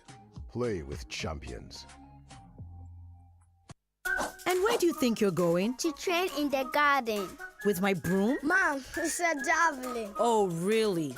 And that plate? That's not a plate, it's a discus, Mom. We are training to become winners. Well, you know you need lots of energy to become winners. So you both better start your day with Twisco before you go anywhere. Besides its great chocolatey taste, Twisco is enriched with Enerfort, a blend of energy-boosting vitamins and minerals for little winners. Thanks, Mom. Got to keep my little winners in shape. Twisco, power your dreams. This advert is FDA approved.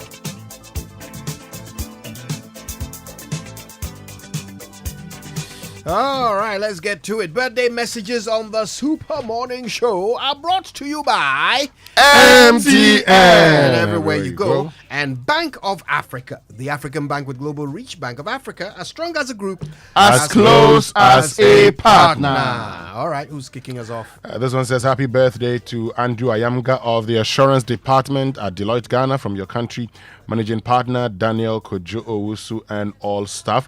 But today is the birthday of the special prosecutor. Could you have a song? Oh, yes. Made it make crowd for you. So happy birthday to Kisie Jabing. Happy birthday to you, and God richly bless you. For sure. I am done. Oh, are you done? Yes, I'm done. Okay. All right. Let me see who I've got. I have here happy birthday to Foxy Alicia Omare Asante. Rima Theratouch. It's a happy birthday to you from Gus. And may you continue to be on God's radar. That's nice, isn't it? I'm sure we can get into the sports center then. Which is brought to you by MTN. Everywhere you go. Standard Chartered Bank. Here for good. DSTV. It's your moment. And Twisco Food Drink. Twisco, power your dream. So there's an exciting new chocolate beverage out there on the market from the producers of Cowbell. Permit me to introduce you to Twisco, a chocolate food drink with a blend of premium cocoa powder enriched with Enafort, a combination of energy boosting minerals and vitamins including vitamins B, C, D, iron and many more. Twisco is available in 20 gram and can be found at your nearest neighborhood store in a delightful red sachet for only 1 Ghana cedis 80 pesos. To enjoy all the goodness packed in a sachet, empty contents into a mag, mixed with 180 ml of previously boiled water, milk, and stir.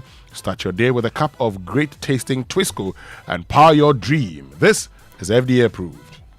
So, folks, imagine a world where your home or business is powered by the sun's boundless energy. I mean, picture your rooftop transform into a solar sanctuary, radiating with eco-friendly vibes and city-saving brilliance.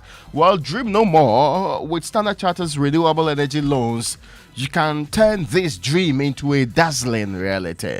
And guess what? Our renewable energy loans come at very, very low rates. That's right. We're not just offering loans. We're offering the keys to your solar power kingdom. Say goodbye to high electricity bills and step into a new world where every watt generated is a step towards a brighter, more sustainable future. If you're ready to go, take control of your energy destiny and switch to solar today. So give us a shout on these numbers if you are ready. 050-153-5789, 050-153-5790, and 0244-674-154. Let's chart a course for a brighter tomorrow and make your solar dreams shine brighter than ever before. Standard Chartered, here for good. Now, accessing super reliable healthcare should be the topmost priority for you and your family, and that is why Muti Plus, powered by MTN, is giving you just that today.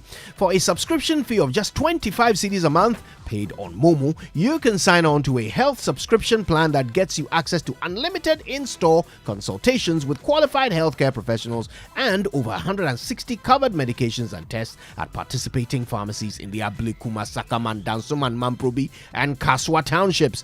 Best part is there's a dedicated nurse at the Muti pharmacy who can teleconference a doctor when you need it, so you can access the best consultation services. And to get this great product, all you have to do is download the Ayoba app and sign up today with your Momo account. Okay, so you download the Ayoba app and you sign up with your Momo account. Take charge of your health conveniently and affordably. Sign up for Muti Plus, powered by MTN today. Thank you very much. Good morning, Coach. Good morning to all of you. Welcome aboard to the Joy Sports Center with me, Fentu, Tahiru Fentu. Coming up. Fresh legs, running strongly, tumbling. There's a loose ball and it's going to be a penalty. The penalty's been given to Portugal. And the king is stood over the spot kick. Ronaldo, Black saves it! And it's a remarkable stop. Bernardo Silva entrusted to get the job done, which he does. And Portugal advance to the quarterfinals. Yes, Ronaldo and Portugal labour to a penalty shootout win over Slovenia to secure Euro 2024 quarterfinal spot. Jean Vertonghen's own goal also has seen France get over Belgium in another round of 16 clash. Those two will now face each other. We have more of that in the next 10 minutes. But first, we'll start with athletics. And it's good news for Ghana because Ghanaian sprinters Benjamin Azamati and Abdul Rashid Saminu have both qualified for the Paris 2024 Olympic Games through the World Athletics Ranking System after the period of qualification elapsed on Sunday. Azamati is 26. He will be heading to his second Olympic Games, having competed at the Tokyo event in 2021. This will be 22-year-old Saminu's first Olympic Games, where he will also be competing in the 200 meters, having qualified for that event through the entry standard. Here is an explainer on how the two athletes qualified. You remember there will be 56 athletes competing at the men's 100 meters at the Paris Olympic Games. Now, out of this number, 30 of them are chosen through the entry standard. And the entry standard is 10.00 seconds. So any athlete that makes that, you automatically qualify. Then the remaining 26 of them will come from the ranking system. And the ranking is done through the competitions that you've run at the whole season. Each of them comes with a certain point allocation. So the more you run, the more you build up points to improve your own ranking. At the end of June 30, the ranking is looked at, and then the top 26 that come after those 30 who have made the entry standard are taken. In that ranking, Azamati came through in the 39th position, and Saminu occupied the 54th position, which means both of them fall inside the 56 athletes that will be going to Paris. An explainer there on how Azamati and Samini qualified in the men's 100 meters. They will also be competing as part of Ghana's 4x100 meter relay team, which means now Ghana's contingent for the Olympic Games is all set. Benjamin Azamati and Rashid Saminu will be competing in the men's 100 meters. Saminu will also be competing in the 200 meters. Then Rose Yeboah will be competing in the women's high jump, and the relay team will also be competing. That's that on track and field. Then they have two more athletes who will be going to the Olympic Games, and those are swimmers Harry Stacey and Giselle Mensah. They will also represent Ghana at this year's Olympic Games, and they made the games via the wildcard entry. World Aquatics awarded the slots to the two budding talents following their impressive performances in recent months, particularly at the 2023 African Games. So Ghana basically will be represented at the Olympic Games by some 6 athletes and 2 swimmers. So 6 track and field athletes and 2 swimmers for a total of 8 representatives at the Paris 2024 Olympic Games. Let's do local football now. Maxwell Kunodu is on the verge of joining South Africa's second-tier club, Black Leopards, just a week after winning the MTN FA Cup with Nsua-Treman. Joy Sports understand Kunodu and Nsua-Treman have agreed to part ways with negotiations for the move to South Africa in the final stages. Under Kunodu's leadership, Nsua-Treman also achieved a 4th place finish in the Ghana Premier League after he joined them at the beginning of last season, but his tenure there has come to an end. Still on local club issues, FC Samatex will be representing Ghana in next season's CAF Champions League after they won the Ghana Premier League title. The club's general manager is Edmond Aka. He's revealed that they have started pre-season camping already in anticipation of their first game next month. So as a result of that, we are resuming on the 1st July, Monday. Already? Resuming, yes, to start our preseason because the next game is on the 16th of August in the Champions League. So we cannot wait. We need a minimum of 6 weeks, a maximum of 8 weeks to prepare for this, the first leg, and for that matter, the preseason. So we are camping in the Eastern region, train at the favorite Safari Valley, where we have been camping for the past 3 seasons for our preseason. That's Edmond Aka, FC Samatex general manager. Now, Ghana winger Abdul Fattah Isahaku has credited former Leicester City manager Enzo Maresca for his impressive outing with the Foxes last season. The 20-year-old scored 7 goals and provided 13 assists across all competitions as Leicester gained quick promotion back to the Premier League. Isahaku says the confidence Maresca reposed in him was the reason for his stellar season. I think it's just the confidence he gave me on the field and how he guided me during the league and everything. I don't think it was bad, but it's because the opportunity was not there. But when I got the opportunity and I got more confidence, that was why it was more easier to put out what I got. So I think it was just something that I was not surprised for.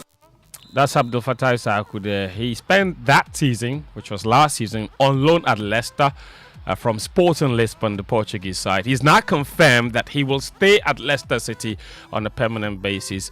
The fee being discussed is in the region of 17 million euros. And Steadfast FC, the Ghanaian team from which he signed for Sporting, is entitled to 50% of that transfer fee, which means that the Honourable Haruna Idrusu, who owns that team, could be walking home with as much as 7 million euros for the transfer of Fattah Issahaku. Now, Black Stars forward Mohamed Kudus and team doctor Prince Pambo have paid a courtesy call on the St. Nicholas Charity Preparatory School in Tema Newtown to deliver inspirational messages to the students about the importance of education and perseverance. It was the first visit Kudus made after he was crowned Ghana Footballer of the Year. It's a privilege for me to be here. I heard about the educational purpose and the project here, and then I thought it would be very nice to come and see and then encourage you guys. All of you have dreams and aspirations that you want to achieve, but the baseline to all of that is education. Even in football, we still use education. All the dreams you guys want to achieve in your life, I think education is a basic part of it. So it's nice to see you guys are happy and enjoying what you do. It's nice to be here, and then you can see the smiles on my face. That's Mohamed Kudus there speaking after his visit to the St. Nicholas Charity Preparatory School in Tema Newtown. Now, the first edition of the Democracy Cup, which was supposed to be played between Asante Kotoko and House of Oak, has been rescheduled from this Friday, 5th July, to the 17th. The venue remains the Accra Sports Stadium, of course, for that particular game. So we'll still be doing some build-up to that match as and when. Let's head to Germany now. That's where last night Portugal labored to a 3-0 penalty shootout win over Slovenia following a goalless draw after extra time to secure their spot in the quarter-final. Ronaldo missed a penalty in the first half of extra time but went ahead to score the first kick in the shootout, with their goalkeeper Diogo Costa saving all 3 Slovenia penalties. Costa then described his performance as the best in his career so far. No, I think this is probably the best game of my life, maybe the game where I was most useful, and Ricardo, as well as everyone else, gave words of encouragement, and I focused on doing this for them as well. That's Diogo Costa, Portugal's hero from last night. With that win, Portugal will now face France in the quarter-final on Friday.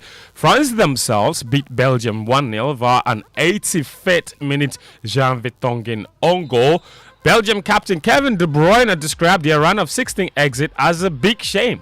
As a team, we defended well and we didn't concede too many great opportunities, I think. I think we had a few dangerous action, not too many. But I think the way the plan was, it was good. We were close to extra time, and then it's a different ball game sometimes. But then it's unfortunate the way that we conceded the goal. It's football, because obviously the defender wants to block, and it's a shame that that's the way a goal comes in. Kevin De Bruyne. At 4 p.m. today, Romania take on the Netherlands at the Allianz Arena in the round of 16 clash. Dutch forward Cody Gakpo, he says they are out to make a statement this evening. Yeah, and I think we can expect the same tomorrow. I think it will be a tough game, and we have to fight in moments, and that's what we prepare to do. So I think everybody from our team is looking forward to it, and we want to also show a reaction from the last game and show everybody how good we can be.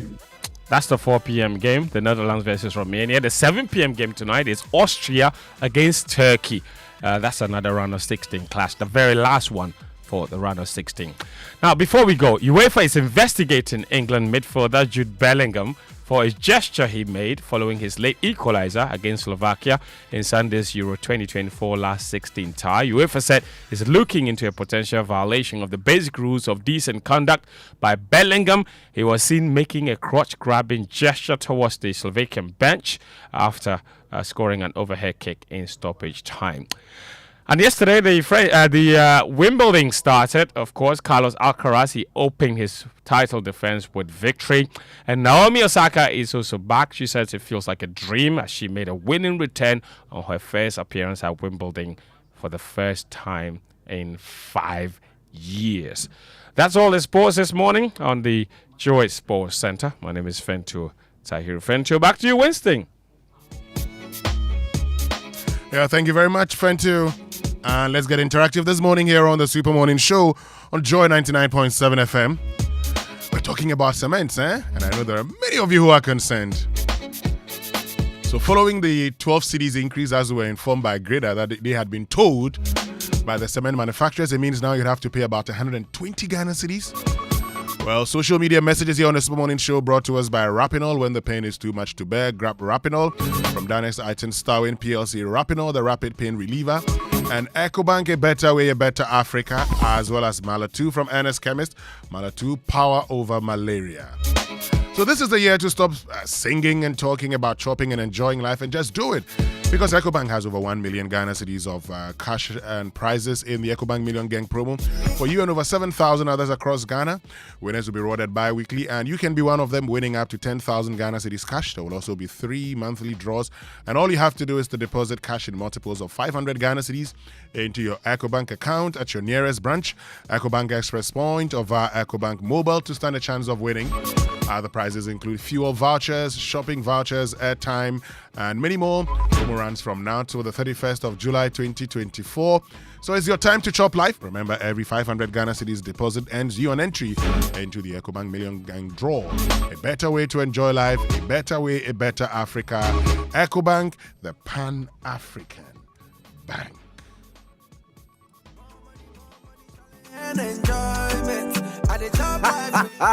We know say problem day, but you for chop life. Simply deposit cash in multiples of 500 Ghana cedis into your EcoBank account at your nearest branch, Express Point, or through EcoBank Mobile to win your share of over 1 million cedis in prizes in the EcoBank Million Gang promo, EMG. Be one of over 7,000 people to be rewarded. Hey, my God. Yes, so over 7,000 people go chop soft life from May to July 31, 2024. Be an EcoBank customer or be square.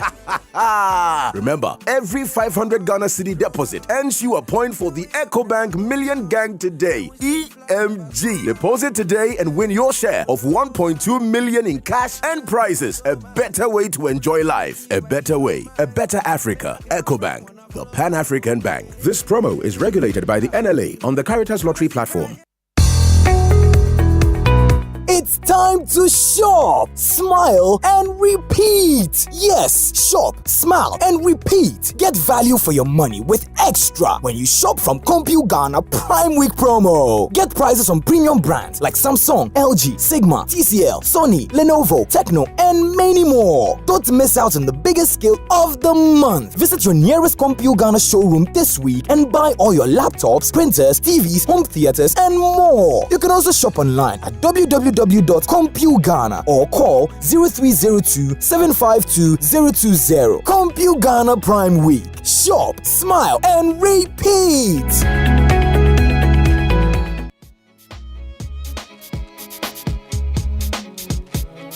All right, so welcome back and thank you very much for staying with us here on the Super Morning Show on Joy 99.7 FM.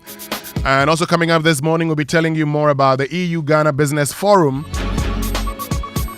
And we'll also tell you more about the CEO Dialogues, the presidential edition, right here on the Super Morning Show. But now time for the Joy Business Minute, brought to us by Consolidated Bank Ghana CBG. We stand with you, and Anointed Electricals, the generator experts. Hello, welcome to the Joy Business Minute, brought to you by Consolidated Bank Ghana. We stand with you, Anointed Electricals, the generator experts, and Waikari Capital, together towards tomorrow. The Bank of Ghana Governor Dr. Ernest Addison is projecting further decline in inflation and stable cedi in the coming months. Some businesses and shops operating in the central business district of Accra and other parts of the city will be closed for operations this morning. The move is in line with the cleanup campaign being organized by the Ghana Traditional Council and the Accra Metropolitan Assembly. Some oil marketing companies have started increasing fuel prices at the pumps in line with the rising crude oil prices on the international market and depreciating cedi. And Rupert Murdoch's Fox Corporation is entering the UK's highly competitive free ad-supported video streaming market. And as to Joy Business Minute, brought to you by Consolidated Bank Ghana, we stand with you, Anointed Electricals, the generator experts, and Waikari Capital, together towards tomorrow.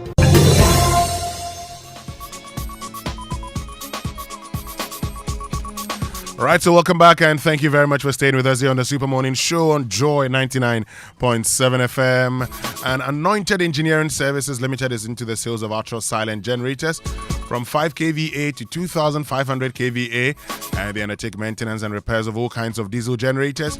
They also stock genuine spare parts of all kinds for various generators and do generator rentals. They have branches nationwide, and you can locate their latest branches in Amrahiam. Frims Oil on the main Adenta Dodowa Road, East Legon, Lagos Avenue Road opposite Tomrick Hotel, and Tema General Hospital Road, Community 9, just after the overhead, and Kaswa off the Wager Kaswa Road near Simaf Cement Depot, and at Odoko, where they have their head office at number 77 Anointed House off the Odoko Malam Road in Accra. Call them on 0243 480 334.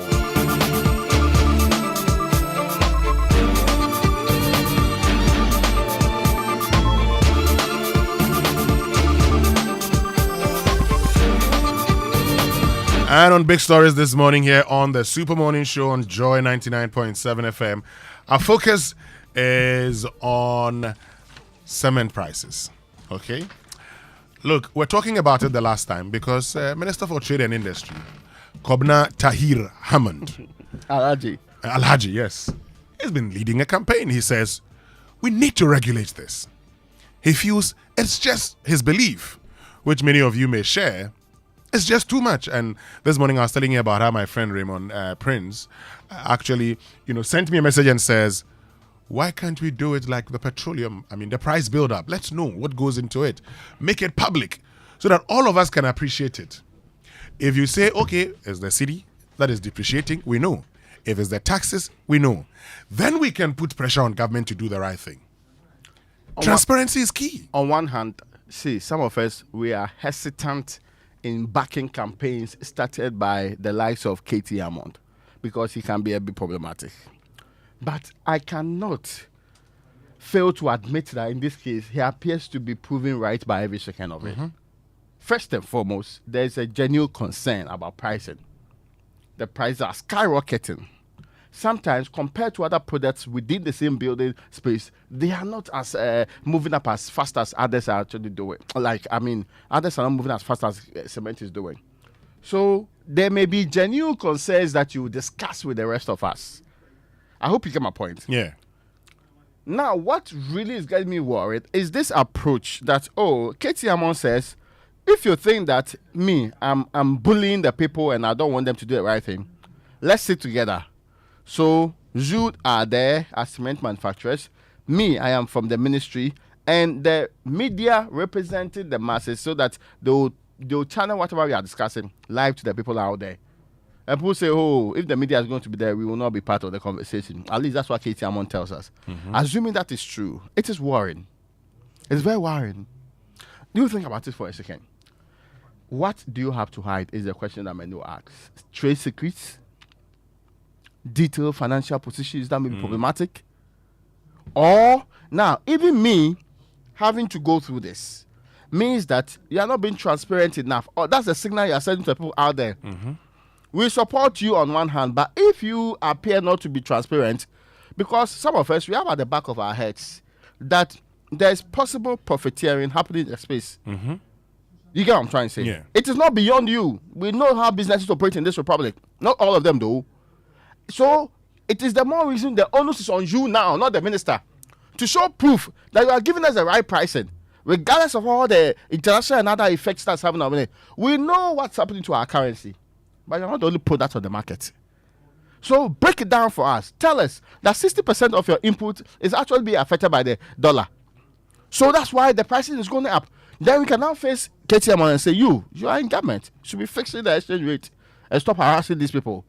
Now you give us nothing to go with. Then every time you're acting like some cartel-like engagement in some corner and hoping that people will support you needlessly. In fact, the minister should push harder for the people. I am very happy that he's saying he's acting for and on behalf of the masses. It hardly happens that ministers tell us that they are executing a mandate on our behalf. If it is truly so, who am I to go against him? Who am I to say that he cannot represent the masses who actually put him there? In any case, we know, Winston, you and I know that in the Republic, how do you hear ministers mostly do collude with the people in the sector and come and tell us stories? But if KTM says, I am pushing for lower prices because I'm with the people, why should I oppose it? You see, I mean, we're having a conversation the last time about accountability and transparency. Fuel pricing, we know all the margins. Build up, they say. So now I can actually say, you know what? The city is appreciating. My friend, reduce your... So I can actually tell. In the next window, we will know whether or not. We know whether or not it's going to go up. So what is the secrecy around the price of... You're selling cement to us. Yes. And you think that it's not important for us, because you're telling us that the city is the problem. The taxes are the problem. Show proof that's the problem. We are all educated people. Show working. It's as simple as that. Look, if that is the case, we will know. Then we can actually tell the government that, you know what, because a lot of us use these products in the building of our homes and because of our housing deficit, you might as well actually start a waiver or a reduction of import duties. Brilliant. So that they can sell it at a cheaper price. But if you don't show it to us... When Guta is complaining that, the import duties are high, they show us proof of it. Yes. When the other groups, they are complaining that, there's a problem with this pricing and we are not the cause of the higher prices, they show proof of it. Why can't the cement manufacturers do same? And me, what even pisses me off? Anyway, some believe them. I've never believed in the theory that if you have more people coming in, automatically it will reduce pricing. No, I've never been deceived by that thinking. There's actually, you could actually form a cabal. Yes. In an oligopoly. Yes. A few people, so you may think it is competition, but they then will decide. Come together and decide. And that's what they're doing. Acting against the interest of the masses. Once they start forming chambers. Yes. Chambers.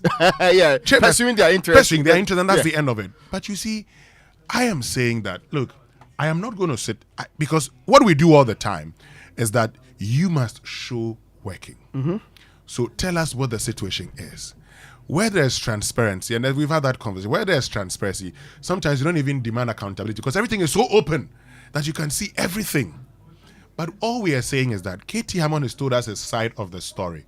What is your side of the story? He says, we wanted the media in there. They said, no, don't bring the media. If they're going to be here, we're not going to be part of it. But I also want to see the price build up. Let's see it. Let's see it. Let all of us analyze it today. The pricing window is begun. When I was coming, I'll check. Now, we know how much when it comes to fuel. I will support the law. He should take it to Parliament. Parliament should act in the interest of the people. They should not misbehave on this particular law. If it is in the interest of the people of this country and it will drive down prices, they should act in our interest. This so-called pretense that nothing can be done because a group of people have used demand and supply forces, please. We know when we have influenced demand and supply forces in this country. And stop saying that price control is absolutely wrong when it's in the interest of the people. But why? Don't we do regulation in several sectors? We do. Have we said that it is wrong in those areas too? It's not. No, the difficulty here, and I am very worried because, see, there was a time that, there were one or two. No, these people, they are not acting in our interest. Only one. They determine the price and everything. And sometimes there's corruption in the process. Now there are about 6 or 7 selling cement here, the big manufacturers, or even 4 or so manufacturing in this republic. I expect that they act in our interest.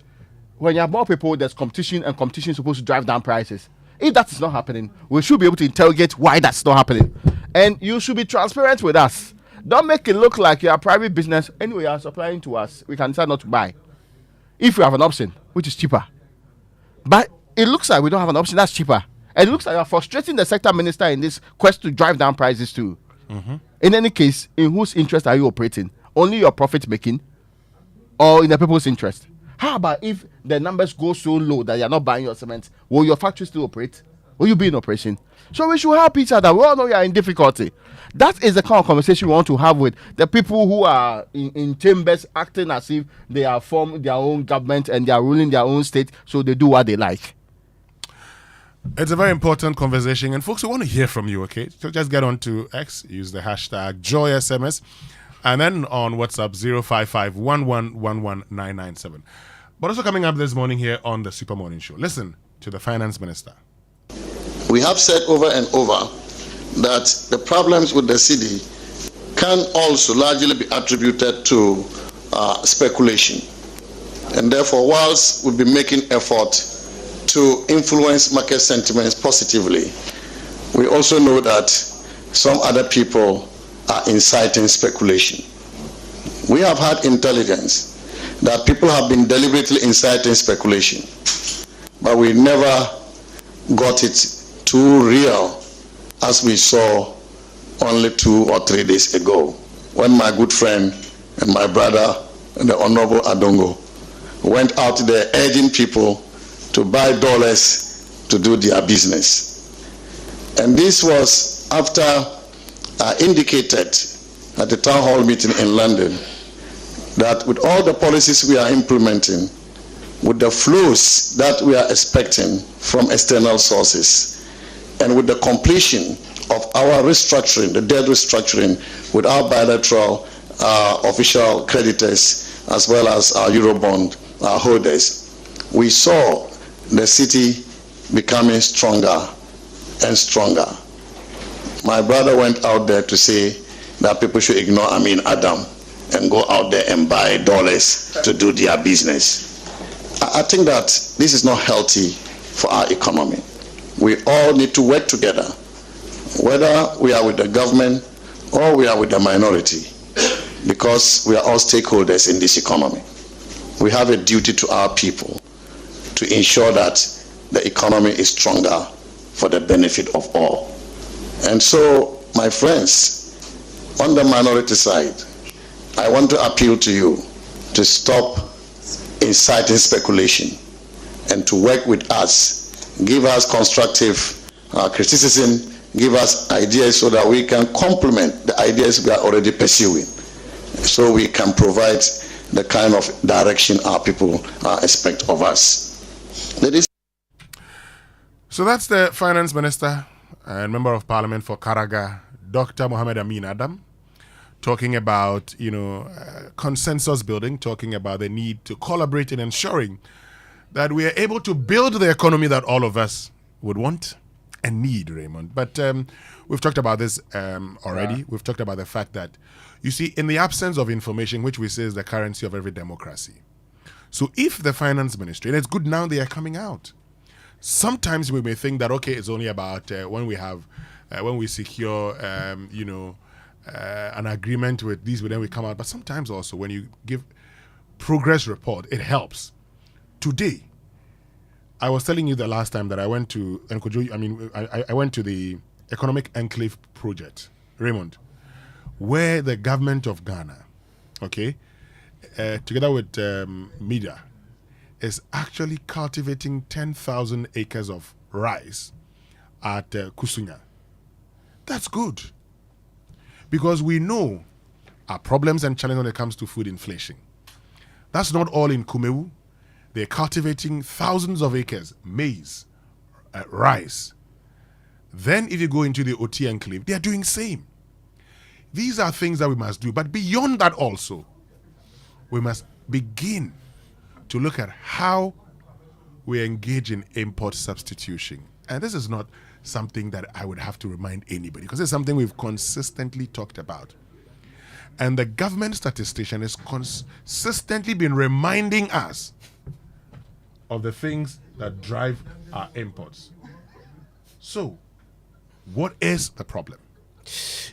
Let's talk for a minute about this situation with currency speculation, what the finance minister seems to be drawing attention to. Okay, a couple of things. First of all, just for education, currency speculation is a completely legal activity. People look at currencies and they predict that this currency is not properly valued. So they buy and sell accordingly with the aim of making a profit. That's currency speculation. Now, it is an act of pure logic. It's an act of pure logic aimed at profit. So if a person realizes that here in Ghana, the value of the cedi continues to plummet, so if he holds dollars in Ghana, those dollars will continue to appreciate in value on the Ghanaian market. It is pure logic for him to continue holding it.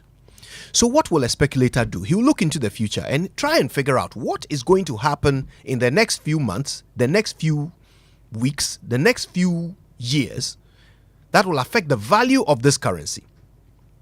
And he will trade accordingly. So if he realizes that there's something about to happen that's going to make the cedi gain value, he will immediately buy cedis. So more dollars will be released into the market, and that will mean that the value of the dollar will come down in relation to the cedi. That is speculation. But if that speculator, being a logical human being, looks into the future and there is no event on the horizon that will affect the value of the cedi positively, why will he release the dollars? In fact, he will hoard more, which will drive up the value of the dollar in comparison to the cedi. It's logic. So as a government whose job it is to manage the economy, is it enough to just go around saying, oh, give the cedi funds so that it gains strength? What actual policies, what actual actions are you taking, as for example, as a central bank? What actions are you taking to ensure that the value of our cedi either remains stable or manages to accrue? If we are relying on inflows from outside and now we are expecting some 3 billion, and if that comes, then hopefully that will affect. So everything that happens to our economy is based on what someone else does in another country. Our entire future is based on the actions of people outside our borders. If they send us money, we are rich. If they don't send us money, we are poor. If they give us a good price for our cocoa, we are rich. If they don't, we are poor. If they buy our gold, we are rich. If they don't, we are poor. So that sounds 2017. Come on. Where we say, oh, Eurobond money is come in, so our cedi is stable. So then we go for consolidated. So all of these Harvard degrees, these Harvard degrees, what are they for? Yeah, I agree. What are they for? Right, so that's our conversation here on the Super Morning Show. Big Stories, brought to us by Telecel, connecting Energy's latest phone, your partner for life, and Equity Health Insurance here for you. Now picture this: you are lying in bed after a long day, seeking comfort and relaxation, but instead you are met with a mattress that sucks beneath you, a reminder of shortcuts and compromises. Your comfort and well-being should have never been compromised. That's why we at Latest Phone prioritize quality above all else. Step into our showrooms and experience the difference for yourself. Our high-quality mattresses and furniture are crafted with the ultimate relaxation in mind. Picture waking up refreshed, rejuvenated, and ready to take on the day. That's the Latest Phone promise. Invest in your well-being. Choose Latest Foam. Otherwise, you do yourself. Latest Foam is your partner for life. Visit us today and sleep better tonight. Call us at 0302 231155 or 0302 322 008499, or visit us at online at latestfromghana.com. Now imagine buying and selling across Africa from the comfort of your home or office without changing your currency. Imagine doing this with your own mobile wallet. This is possible with interoperability of payments. The Africa Prosperity Network is hosting the continent-wide Mobile Interoperability Symposium this July on the 5th at Labadi Beach Hotel here in Accra. Under the theme, Scaling Up Interoperability Using Mobile Money to Buy and Sell Across Africa. The groundbreaking event brings together leaders and policymakers to integrate mobile payment systems and remove barriers to cross-border trade. It supports the African Continental Free Trade Agreement's Digital Trade Protocol initiative, highlighting the importance of interoperability in the African Union's Agenda 2063. Advancing interoperable mobile money platforms will unlock new opportunities, drive economic growth, and empower small businesses like never before. Be part of building an interconnected, prosperous African economy. Register now at register.africaprosperitynetwork.com. For information, call 053 609 8325, or you can try 0302 737 879, or just leave a message. Protocol at africaprosperity.network. The future of borderless mobile commerce starts here. And you're about to have the world at your fingertips because the wait is finally over. Telecel is here. Now you have everything you want and need: quick and reliable communication, stress-free money transactions via Telecel Cash, transforming your big business ideas into success stories with Telecel Business and more. Connect with Telecel and enjoy a world of endless possibilities, because with Telecel, there's no limit to connections. Telecel, connecting energies. When we return after these messages, we have a conversation about the EU-Ghana Business Forum. Stay with us. We'll be right back. I send them, you get them. I get them, I send them. I get them, I pay them. Telecel Cash. I get them, I pick them. Telecel Cash. You get them. I send them. Telecel Cash. I send them, you get them. Telecel Cash. I get them. I buy them, I take them. I pay them. I send them. Telecel Cash. Telecel Cash. Experience the ultimate convenience of sending money on Telecel Cash. Sending money from Telecel Cash to Telecel Cash is free. You can also make payments to merchants on all networks. Enjoy best value and total security with Telecel Cash. Telecel, connecting energies.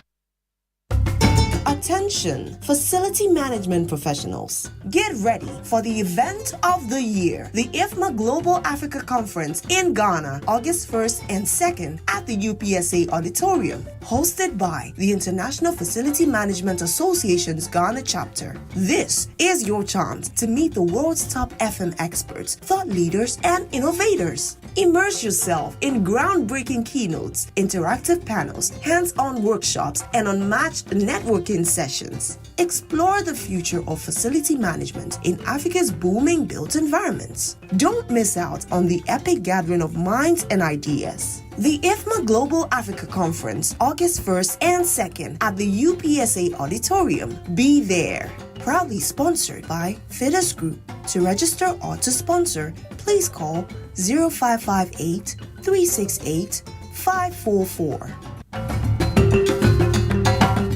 These LPG stations, do they even have permits to run? LPG stations are safer now than ever.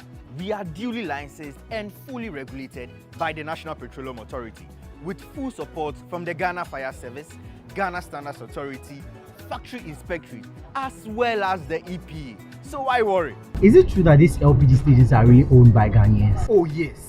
By refilling your gas cylinders with us, you're also supporting local businesses. Sikano Ekeya. Oh yes.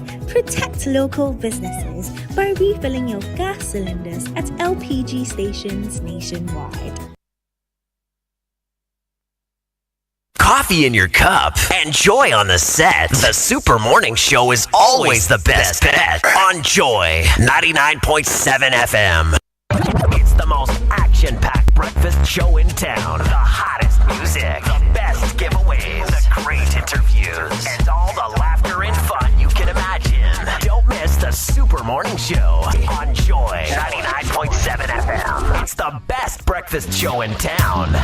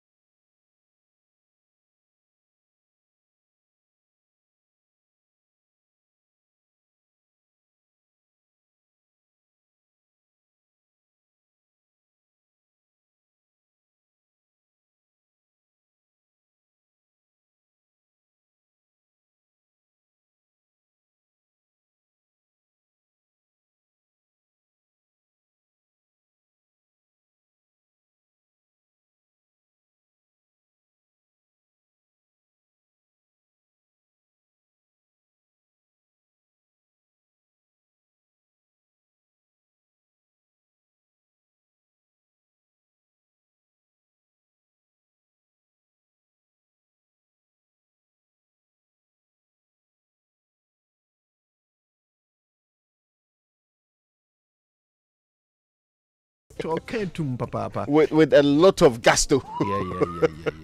Anyway, look. We will very soon be talking to our friends from the Ghana EU Business Forum, and they certainly have a couple of things to share with us. I'm very interested in that. But in the meantime, look, we've been talking about these cement prices, and not just cement prices, but essentially what is happening to our currency and how it's affecting prices of general goods and services across the economy. But of course, the focus is here on cement, right? And Winston talks about how not so long ago, 2016, 2017, a bag of cement was about 30, 35 cedis. Everyone could buy cement. I mean, the conversation was. So if you step back slightly, some are even quoting 10 CD or 12 CD around the years 2014. Indeed. I mean, the conversation was around, look, instead of buying pizza, buy 2 bags of cement. Today, one pizza is not up to the price of a bag of cement. Yes. If you're talking about the small size, something has happened. And something has happened. And it's worrying because this is a country with a huge backlog when it comes to housing. It's a country that has had difficulties with how to engage with its people in solving the problem of providing homes for people and all of that. On the other side, they are intransigent landlords and people who are exploiting the situation. And I say, Kojo, this is one of the few places I know in the world where they label something as luxury and there's nothing luxurious about it. And yet, we are paying huge sums for it. But it is adding another layer to this. And let's not get it wrong. One of the excuses that these landlords give all the time is that cement prices have gone up. And that they cannot do new projects. So they have to actually charge you more so they can do new projects. Precisely. So merely by pushing these prices, it affects cost of living in other areas. No doubt. Basically, we say affordable housing is where we are spending 30% of our income on the housing. But I know a few people in this country who can really say they spend only 30% on their housing. In fact, you have to plan ahead of it. You have to make a lot of savings to be able to pay whichever period you are paying for.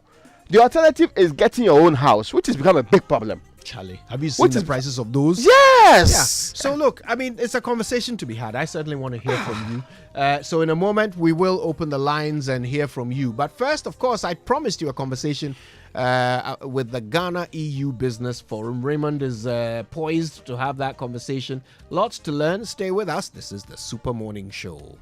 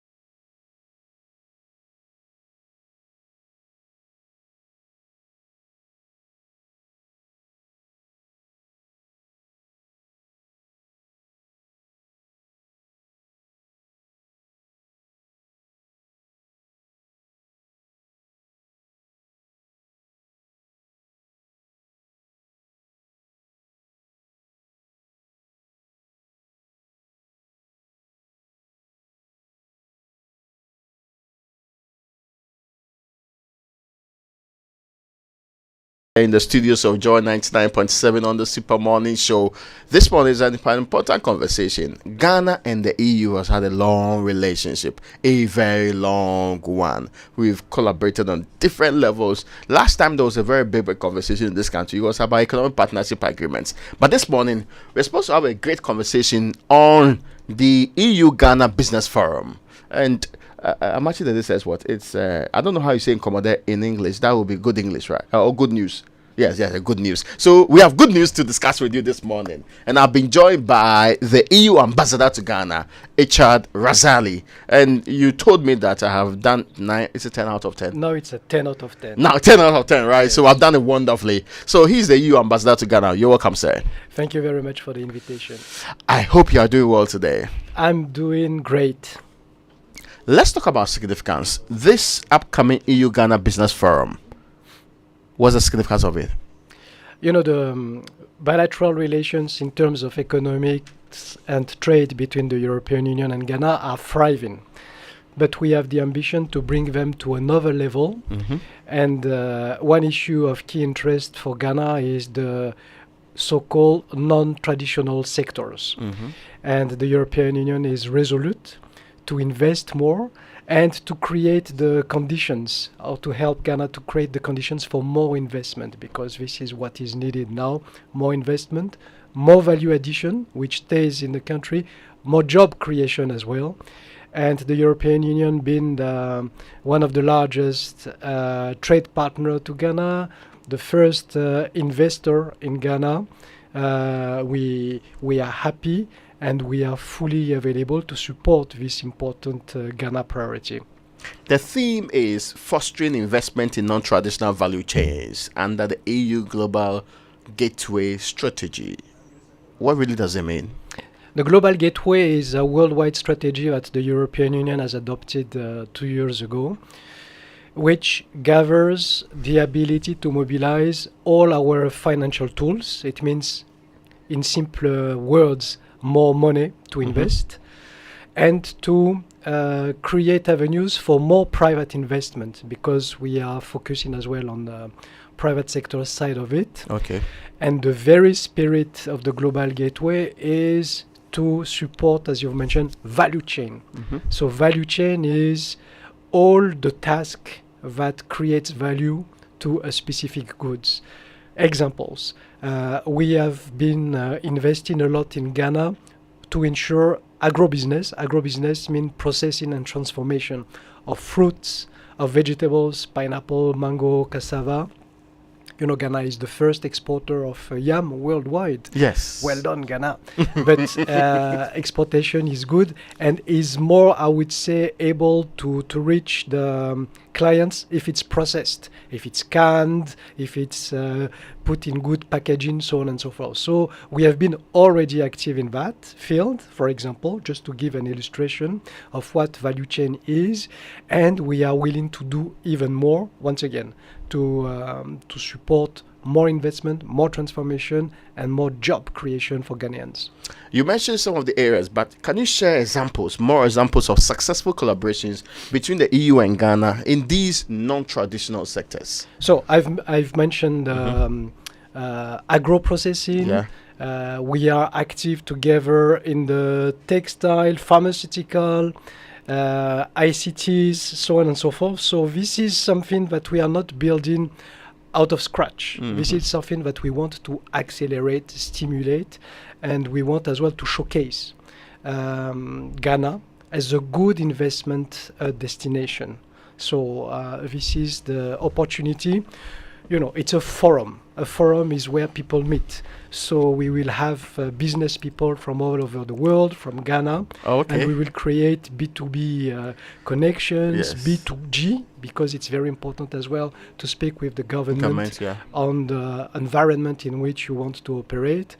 And, you know, this is a feast. This is, a celebration. We'll dwell on exactly what's going to happen tomorrow, which is when this is happening, right?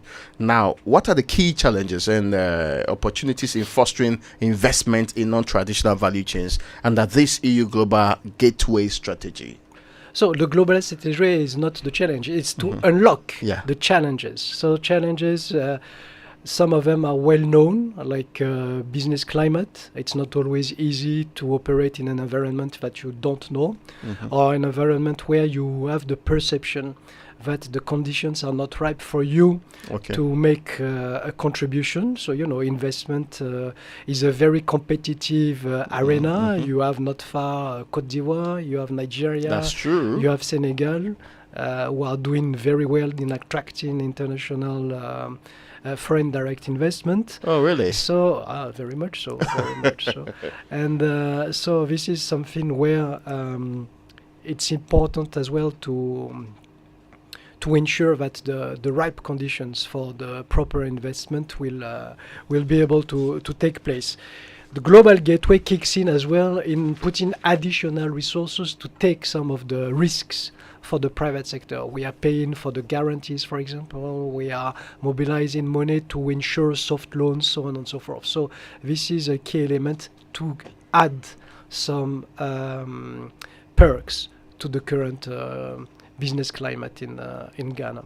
Let me put it this way. For the Ghanaian exporter, the key areas are first, finance, 2, promotion, and 3, maybe standardization too is a key issue.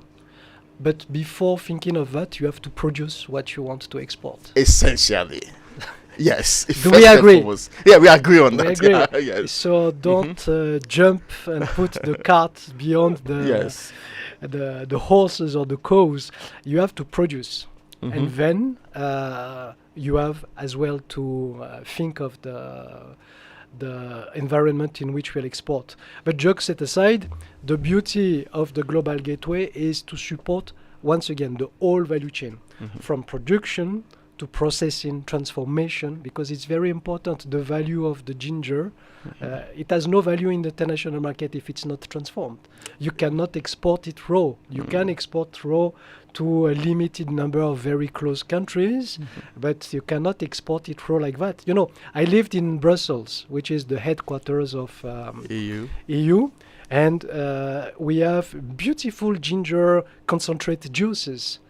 But before it lands on my table as a customer, we cannot, even myself cannot understand the whole process of the transformation. It needs technology.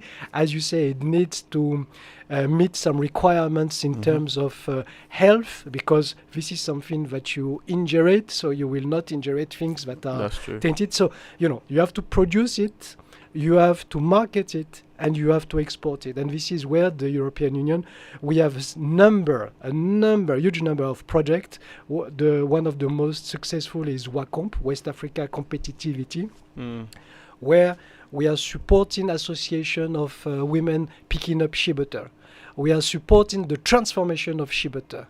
We are helping them to put it in good marketing and packaging. And then we are supporting them to access the European market. So this is the whole... Oh, I see. So this could be as simple, inverted comma, where like shea butter industry, to, now we have a very successful Global Gateway project with vaccine production. You know that with the support of the European Union, Ghana becomes now a hub for vaccine production. So this is Global Gateway. What is it about? It's a bit more complicated than transforming shea butter. It's about creating the regulatory setup in Ghana. We have supported Food and Drug Authority financially. Oh, okay. It's about creating top-notch labs that are being constructed now. And this is about as well producing the vaccine. So, it's a very important concept, this concept of value chain. You did mention that this is bringing business people, government, so there'll be B2B engagements and other things. How can one participate in this all-important forum happening tomorrow? No, it's a very open forum. I think we are really well subscribed already, but for the ones who are still interested to make it tomorrow at the Marriott Hotel. So it's taking place tomorrow at the Marriott Hotel. They can identify themselves on our Facebook page. So it's, EU delegation in Ghana, European delegation in Ghana. And so if you go to your Facebook page, you can register there? Yeah.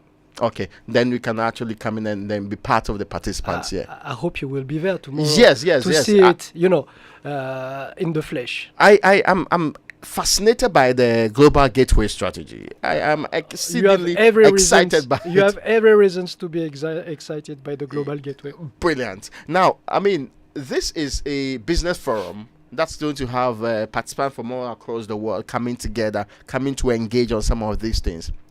For somebody who has hopes of participating in this tomorrow, what should they expect? You said this is happening at Marriott's, and what time is it going to happen?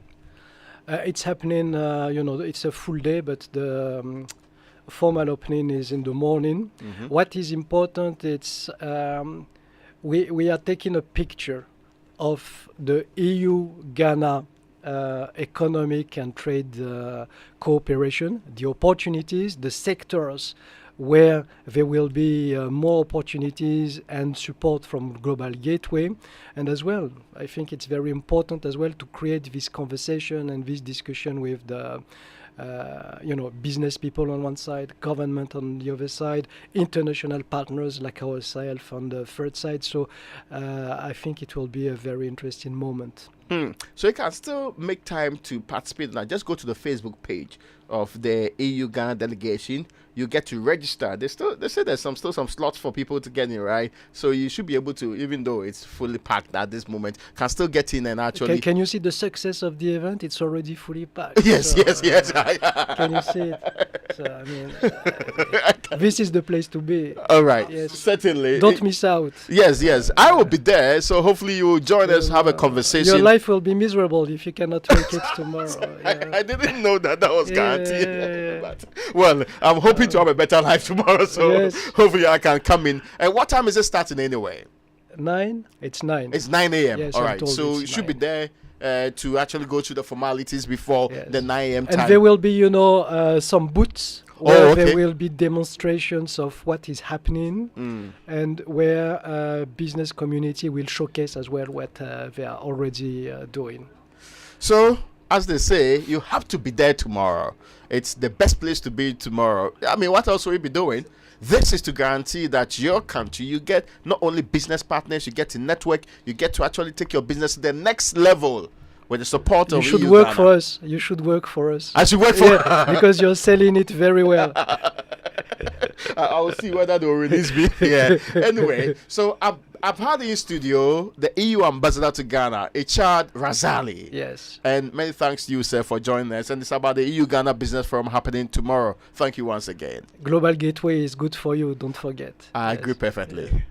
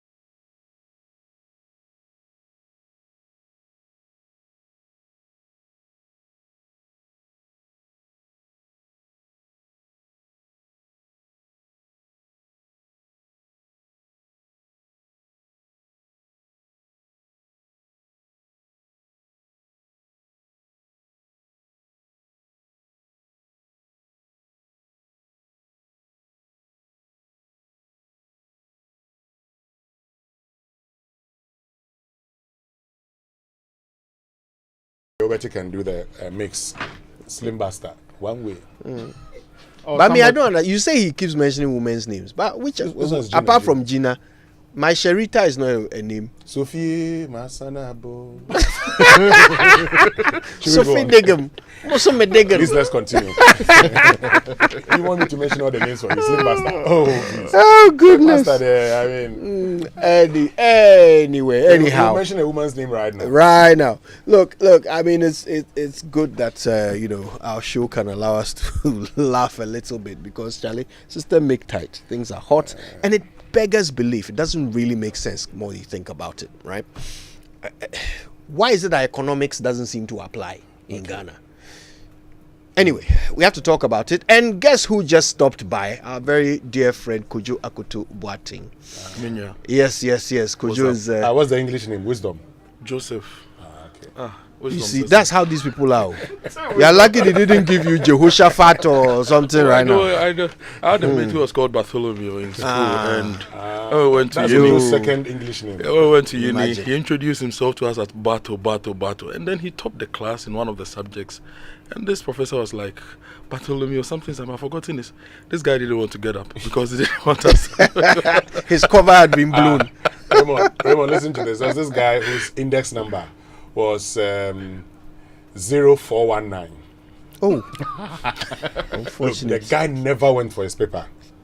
Anytime they mention 0419, he doesn't go for the paper. Wow. So after everything, then 0419 will pass back and go and take it because why? 419. There should be some sort of. I'm sure there's a syndrome for it, registration phobia or something. I'm sure there's a name for people who just don't want to own up to their names and numbers.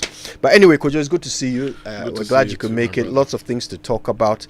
This economy is not economy, and I don't know why. We have far too many economists for us not to be able to solve some of these problems. So we'll get into it in a moment. But first, does your bank offer you a card that can change your story? A card that gets you up to 55 days interest-free credit with a minimum repayment of just 5% of the total spent balance, 40% discount from its alliance partners, a card that gives you the opportunity to win 40,000 Ghana cedis in a month? Well, an ABSA card can change your story. Watch out for their new promotion, regulated by the National Lottery Authority on the Caritas Lottery platform. Terms and conditions apply. Your story matters. ABSA. And Roverman Productions, in partnership with the National Theatre, presents an original label white play titled Take Over. So there's total panic and chaos when Apostle Gideon returns from surgery. His daughter Mary sparks uproar on social media with explicit videos, while within his church, two of his subordinates orchestrate a takeover. How will he reclaim her tarnished reputation and confront the wolves disguised as sheep within his flock? Takeover intricately weaves a tale of greed, integrity, and the unwavering love of a father for his wayward child. I don't know whether any of you has listened to the promo on radio, where they ask the guy, how are you doing? And talks about, if Jesus Christ in his time said the spirit was willing, but the body was weak. And there were no slave queens. There were no slave queens. What happens today? I mean, I'd want to see that guy. And the play shows on Friday the 5th, 6th, 7th, 12th, 13th, and 14th of July, 2024. Showtimes: Friday, 1 show only at 7 p.m. Saturdays, 2 shows only at 4 p.m. and 8 p.m. And Sundays, 3 shows at 1 p.m., 4 p.m. and 8 p.m. Venue is the National Theatre. Rate 200 Ghana cedis. Buy your tickets via Koba short code *365 *535#. For enquiries, call 0596 921960 or send a WhatsApp to 0505 546030. You can also follow us on all our social media platforms at Roverman Productions, proudly sponsored by Gino Tomato Mix and GCB Bank Limited. Communication partners, M-Notify and Logistics Movers. Buy your tickets now. Roverman Productions, be the difference. Now, Heritage Christian University College is set up to provide the missing link in tertiary education through creativity and innovation. The university has since 2018 given a sum of up to 450,000 as startup grants to a number of students to start their businesses. There is a huge emphasis on entrepreneurship, technology, and practical learning with professional certification. Affiliation is to KUSD and UCC, and they are accredited by the Ghana Tertiary Education Commission. Location is it's actually at the Amasaman behind the Olympic Stadium. Our undergraduate programs include BA Psychology, BBA Accounting and Finance. There is also BBA Logistics and Supply Chain Management, then BBA Accounting and Computing, then BSc Nursing, BSc Business Information Technology, BSc Information Security. Then there is also the Bachelor of Community Development and Theology. And many more master's programs are also available. Qualifications: WASI, ABCE, GBCE, HND diploma holders, mature 25 years or above. There's also the contact you should reach them now, because you need that missing link. 0547 777731 or 020-2298-399. Go straight to the website. That's the hcuc.edu.gh. hcuc.edu.gh. Heritage Christian University College, educating compassionate entrepreneurial leaders. All right, listen, let's get to it. This conversation really centers around cement, but it's about the economy as a whole and why, after how many years has it been? 10 years since we all heard that seminal lecture on restoring the value of the city. 10 years down the line, why are we still using the same old strategies? Why are we still relying on other people's money to run our economy?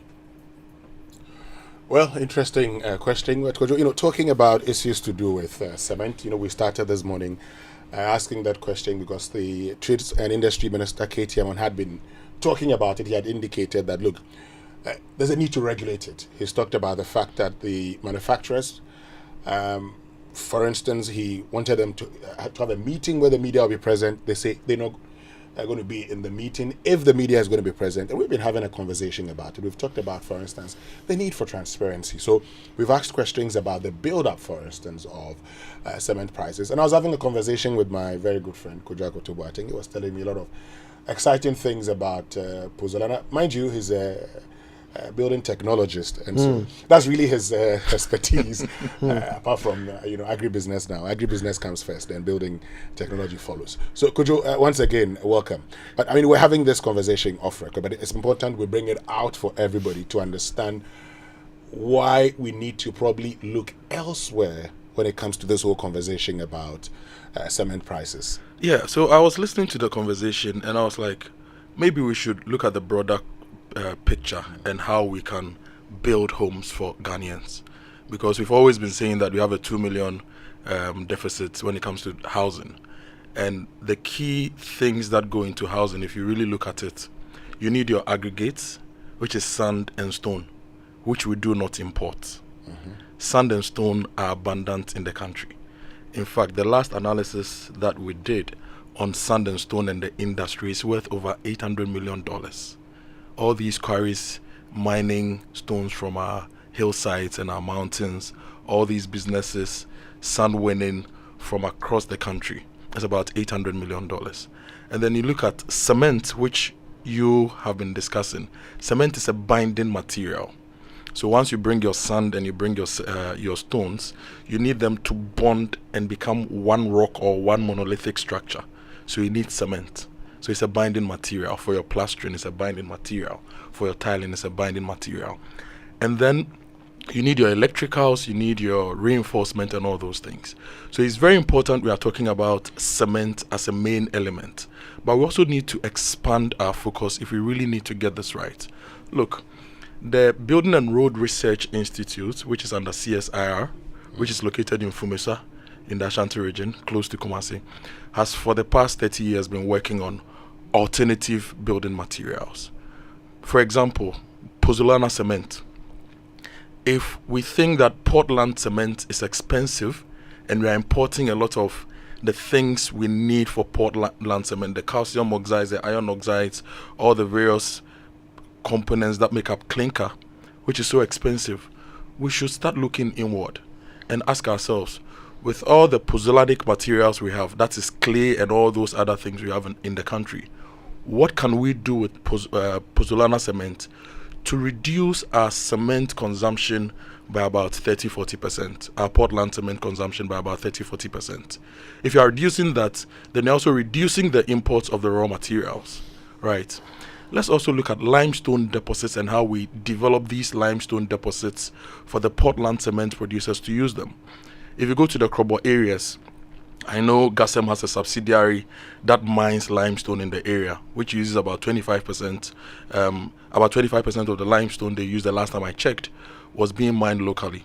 How can we expand that production to ensure that we are mining more limestone to reduce our cost of imports of certain things into the country?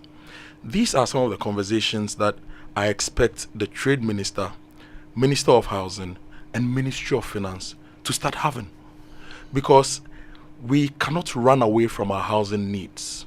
We cannot.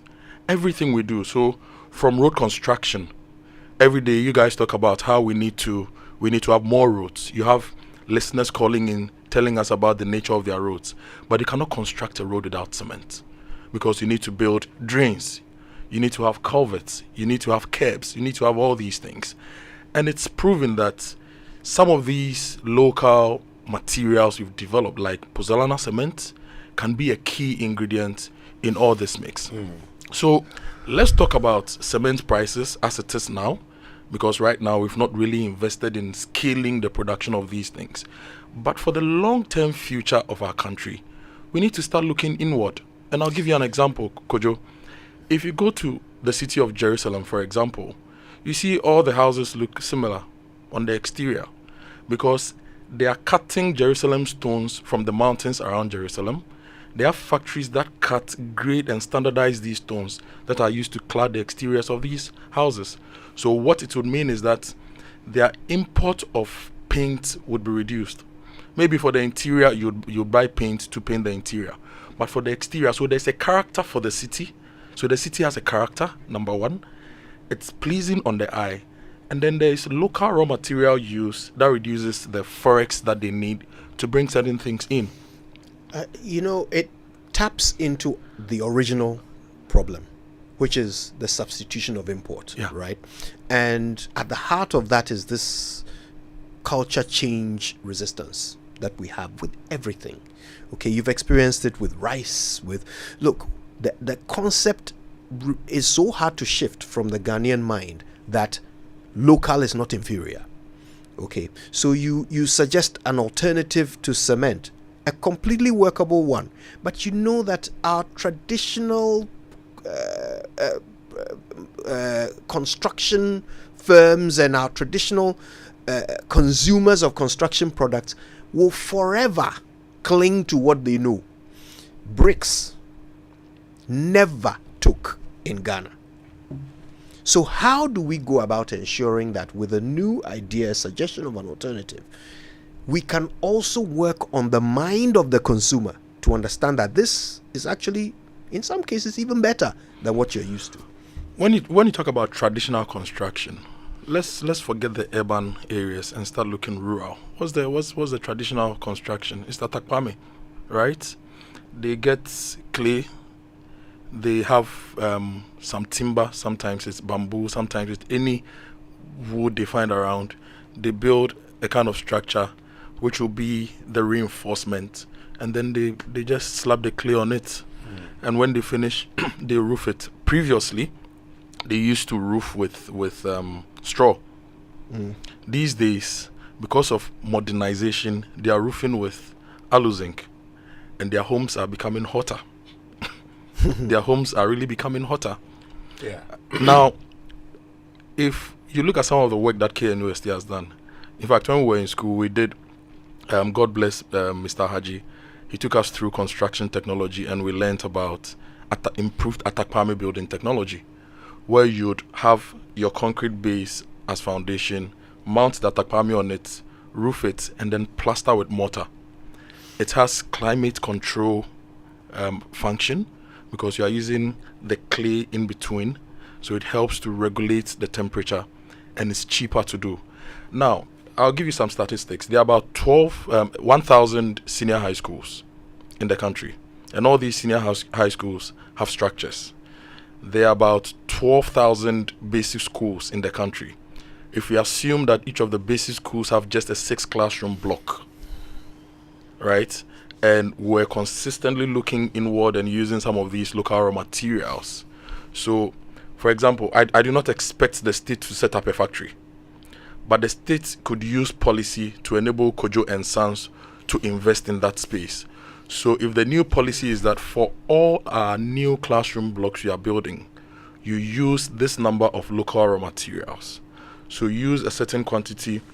So for your cement mix, do 20% pozzolana produced in Ghana, 80% Portland with a lot of imported materials, right? That alone creates a certain quantum of economy that Kojo can analyze, get its partners involved, maybe talk to a bank and get investment to invest in that space. Now on reinforcement, you know, we import a lot of our steel materials, then we do the molding and the processing here. On reinforcement, if we had invested a lot in our timber resources, right, because timber is one of the key things when it comes to construction, and you can use timber for all sorts of structural uses. Timber, bamboo, we could replace it, because our classrooms, they are not story buildings, they are just flat structures. If you go to even our CHIPS compounds, our clinics, our district hospitals, these are not huge structures that need a certain level of reinforcement. So for these structures, we can use some of these local things.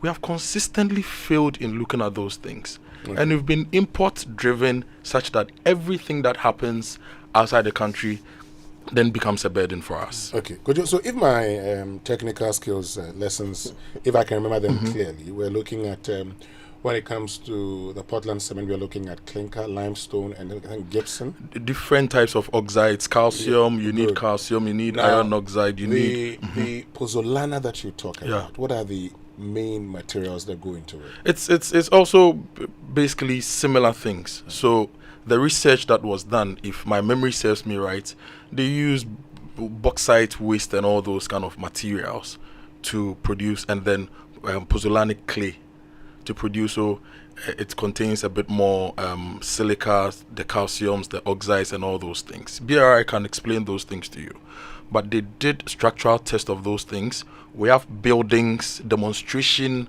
villages built in this country that used advanced Atakpame building technology, that used a lot of these things, and they are still standing. Okay. If you go to KNU University, for example, there's a structure that sits close to the former College of Architecture and Planning, which is improved Atakpame building technology, and was plastered, and then they cut a certain section of the wall to show the Atakpame inside, for you to know that this building still looks modern, it functions well, everything, but this is how we did it.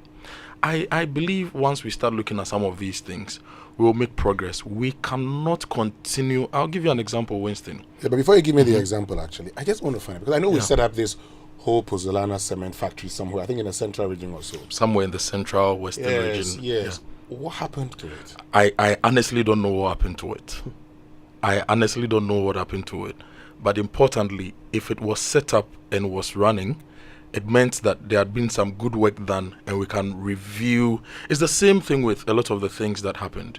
You know, sometimes when we set something up and for some reason we don't create the right environment for that to grow or the right structures for that to work, then we give up. I'll give you an example. Sugar.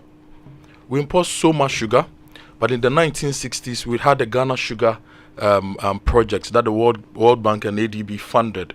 We were supposed to have Comenda, we were supposed to have Esutrari sugar factories. We set up infrastructure and all that. But because we didn't set up the whole system to run efficiently and productively, we lost out on all those things. Now we've given up on sugar. Our last investment in Comenda is there, it's rotten. And we are still importing sugar. And if tomorrow America, Russia, Ukraine, somebody decides to do their thing, it's just going to come back to bite us. But sugar is in everything that we eat. What I'm saying is that we have enough research, we have enough capacity, and we have enough opportunity within the country to look inward. And it shouldn't be lip service. Kojo, you mentioned rice earlier. now we have capacity to produce a lot of rice. I expect that we use policy to drive the consumption of local rice. But I promise you, by December, the ministries, agencies, departments, corporate Ghana, all those people will be buying imported rice. They will all be buying imported rice. Look, last Easter, the Eid and all those things, I was monitoring the various politicians on Facebook and the donations they were making.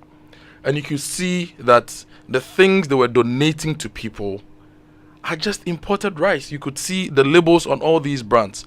But this person will come later and tell me that we should look inward, we should support the economy and they are working for us. And you look, talk is cheap, especially in Ghana cities, right?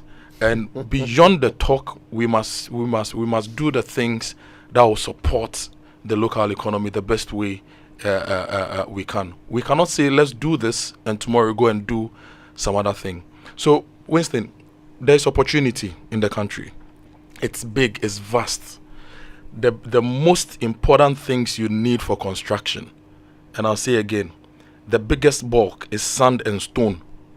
If you are building a house, the bulk of the things, sand, stone. Then you get your binding material, you get your reinforcement, you get other things for cladding. Why have we moved from our traditional construction to now have glass buildings all over the city, all over the country? Which buildings, because of the way we are building them, need to be air conditioned throughout the day? So the power consumption is so high, it puts a lot of pressure on the grid, and we don't have enough power for other things. Who is thinking about all those things? I remember when we were growing up, at a point, our louvers were made of timber, solid, well-treated timber. Or you have your glass louver blades. If you had the Abosso glass factory, for example, working, a lot of the imports of glass into this country right now would have been curtailed. So the minister is talking about cement. But it's one part of the bigger conversation about construction and construction costs. I like what you say about how policy can steer a lot of these things, and you're so right about it. There are examples all around the world. I mean, you go to Cambridge, okay, the city of Cambridge, and you don't choose which color to paint your house. You who are you? You can't decide which color you want to paint your house. There is a policy about what color houses should be in this section of the town, in that section, and you stick to it, otherwise you can't live there. So there are ways in which we can determine what the market does just by setting the right framework. But for some reason it looks like we are more interested in this Wild West approach, where everyone can just like we are what's it called, prospectors in the old country. We are all, cutting out our plot of land and doing what we like. Doing what we like, yeah. So we really need, look, Kojo, I'll give you examples. We've spoken about cement. Let people who deal in reinforcement, that is iron rods, call you and tell you the increase in prices over the past 1 year. Just 1 year, you'll be shocked. Let those at the timber markets tell you the cost of timber. You'll be shocked. Even common bamboo. The last building projects I handled, I bought bamboo for 1.5 cedis or 2 cedis when I needed the very long ones for a higher span. I bought bamboo for 1 cedi 50 pesos or 2 cedis. The last time I asked, bamboo is now 4 cedis, 5 cedis. And this is within a period of 2 years. So if you look at 2 years and the increase in bamboo price over 100%, bamboo is a grass. Once you plant bamboo, you should have the bamboo shoot up and be ready in a year or two. And once you plant and you manage your bamboo plantations well, you are going to get bamboo all the time. There are companies here that are into forestry, like Miro Forestry and all these businesses planting large-scale forest. What has been our approach into even greening Ghana, right? And planting the right timber resources to support our infrastructure needs? There's a lot to think about, Kojo. I'm glad you've been able to raise a bunch of these things with us. We're going to take some messages, and when we come back, we'll perhaps hear from you when we open the phone lines. Stay with us. It's time to shop, smile, and repeat. Yes, shop, smile, and repeat. Get value for your money with Extra when you shop from CompuGhana Prime Week promo. Get prices on premium brands like Samsung, LG, Sigma, TCL, Sony, Lenovo, Tecno, and many more. Don't miss out on the biggest sale of the month. Visit your nearest CompuGhana showroom this week and buy all your laptops, printers, TVs, home theaters, and more. You can also shop online at www.compugana or call 0302 752 020. CompuGhana Prime Week. Shop, smile, and repeat. These LPG stations, do they even have permits to run? LPG stations are safer now than ever. We are duly licensed and fully regulated by the National Petroleum Authority, with full support from the Ghana Fire Service, Ghana Standards Authority, Factory Inspectorate, as well as the EPA. So why worry? Is it true that these LPG stations are really owned by Ghanaians? Oh yes. By refilling your gas cylinders with us, you're also supporting local businesses. Sikano Ekeya. Oh yes. Protect local businesses by refilling your gas cylinders at LPG stations nationwide. Slim Buster, baby. Go sister, yeah me baby. Go sister, baby. Joy.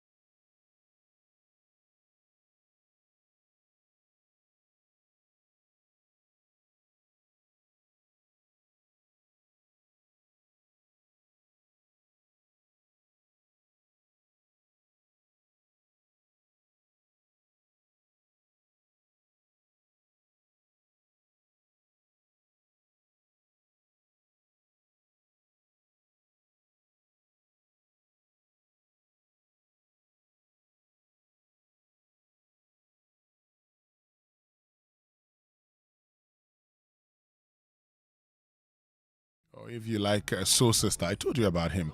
Anyway, we told you that we're going to be joined by our friends who will be telling us more about the CEO Dialogues, the presidential edition. And this morning we're joined by Evans Asari, Partner Advisory Services, KPMG, Alex Abiu, who's COO Abuse Element, and Eric Kofi, Chief Digital and Marketing Officer, GCB Bank. So good morning, Evans. Good morning, Alex.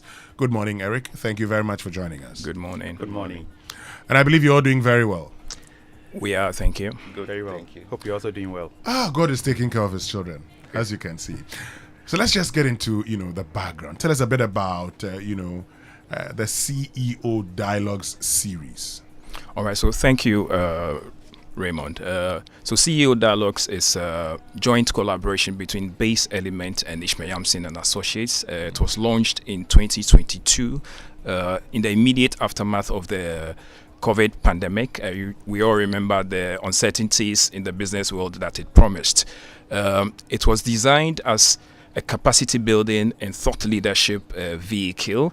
It's a private, strictly business, invite-only business conversation with CEOs to discuss purely business issues to do with economy. It could do with corporate governance. It could do with regulatory issues. Okay, that was what it was formed to do. But over the years, because we have formed to fill a specific gap, i.e. that of capacity building and thought leadership, it has evolved into a biannual series, okay, which means twice a year.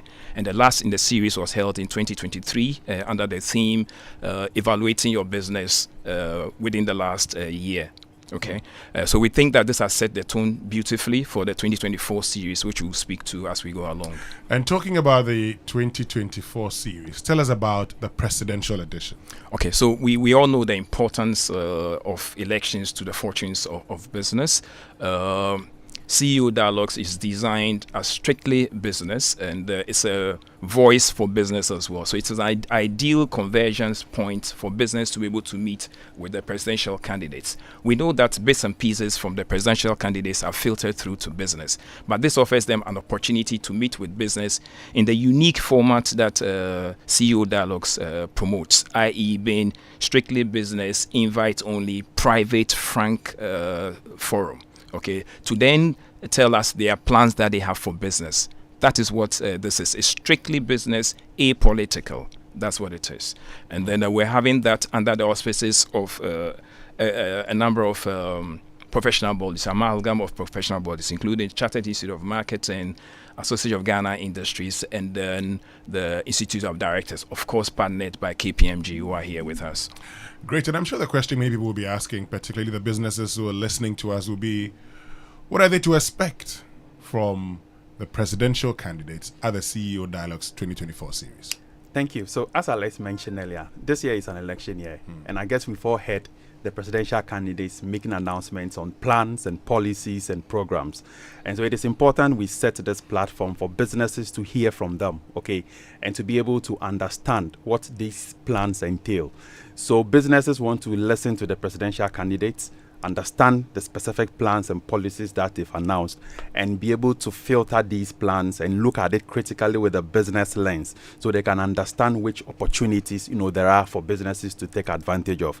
And it's also important for the presidential candidates because they would also get direct feedback from the CEOs at this forum, and to be able to go back and, if need be, refine these policies and plans and make them more responsive to business needs. So it is a two-way affair where each of these groups benefit from this dialogue.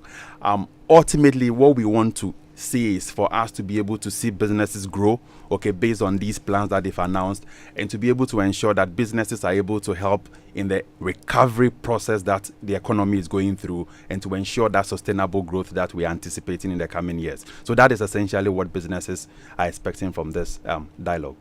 So in effect, if I get you, businesses would have an opportunity to listen to these presidential candidates, explain their plans for the businesses and the economy, and they would also tell them whether or not they believe this could work or not by making inputs here and there. And at the end of it all, we can get the best from these persons. Exactly. That's exactly what it is.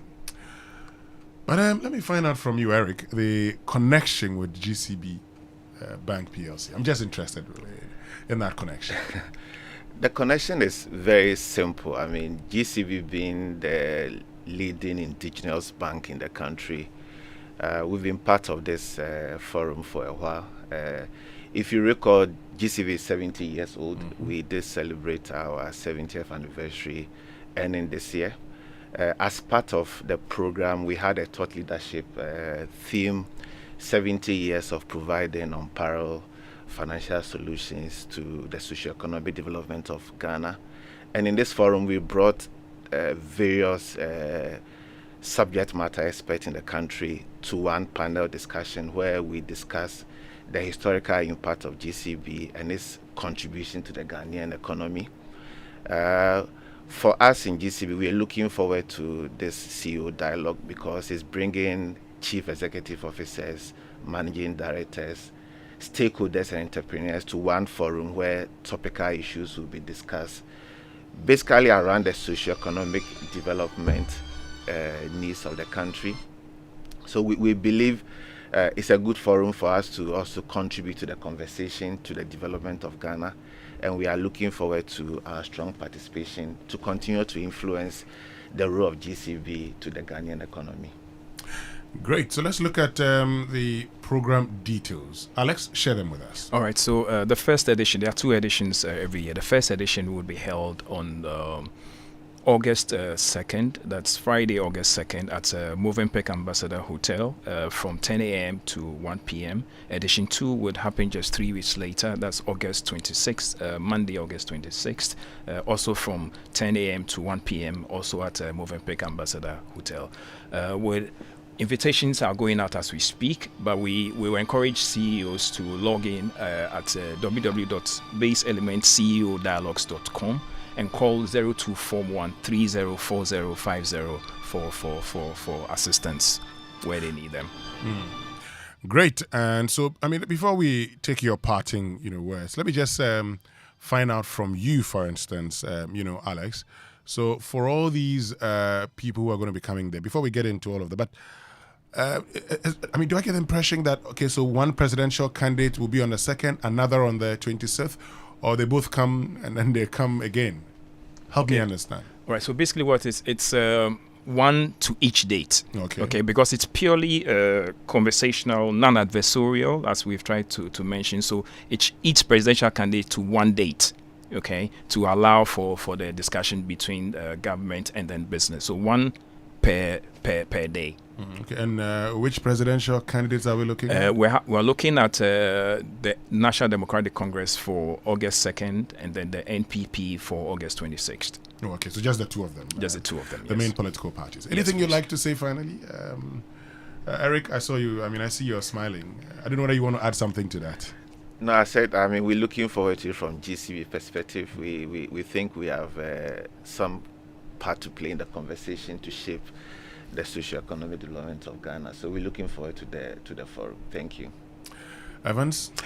Yes, so KPMG is excited to be the knowledge partner for this event, and we are happy to support this event and to ensure that we get the best outcome from this engagement. Thank you very much. Thank you. What do you say finally, Alex? We'll encourage CEOs to come. Like we're saying, come here, the presidential candidates speak to business and inform yourself. So we ask them to come in, please. All right. Thank you very much. Evans Asari, Partner Advisory Services, KPMG. Alex Abi, who's COO, Base Element. And Eric Kofi, Chief Digital and Marketing Officer, GCB Bank PLC, for joining us here on the Super Morning Show on Joy 99.7 FM, telling us more about the CEO Dialogues, the presidential edition, which comes off on the 2nd and 26th of August.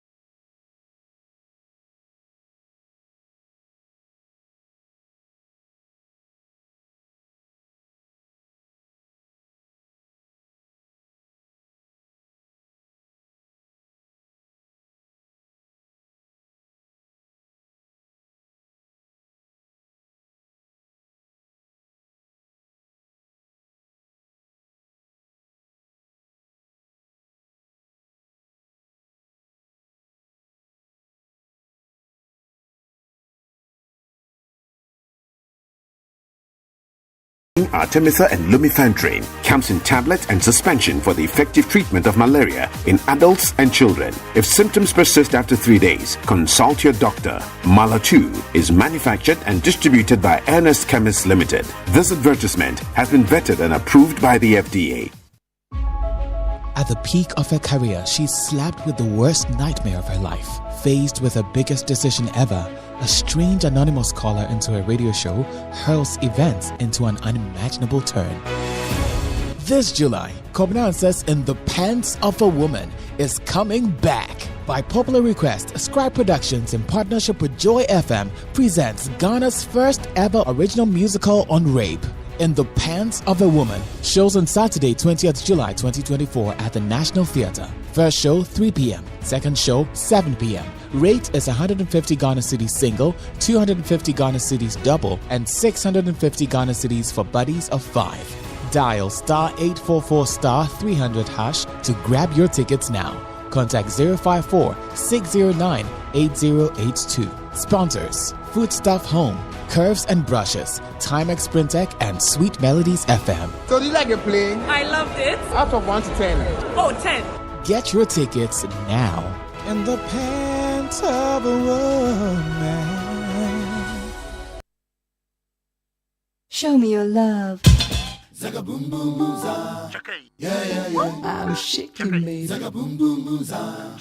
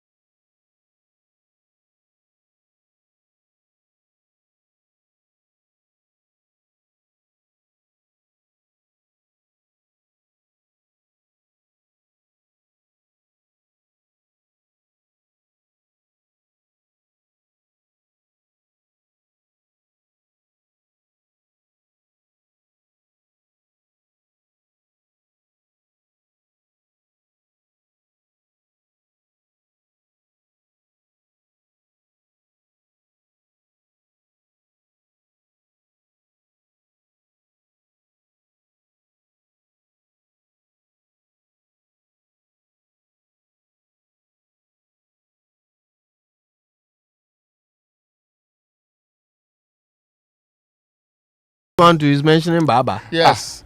In fact, every single song we have played today is corroborating Winston's case. I mean, I told you that. It's unfortunate. We were unable to defend him. Yes, you mentioned a lady's name. But come to think of it, why would all your songs be about? But that's inspiration. And you see, if you watch the instrumentation too, and then and like we were saying, the man just wants to dance. Yeah. But So he goes into the studio and I think creates a Ubeti is beat trying and to he get dances. the exception to the rule. Yeah. But do you have the exception? Because DJ has to do some wonders. Okay, I think Ubeti has the exception.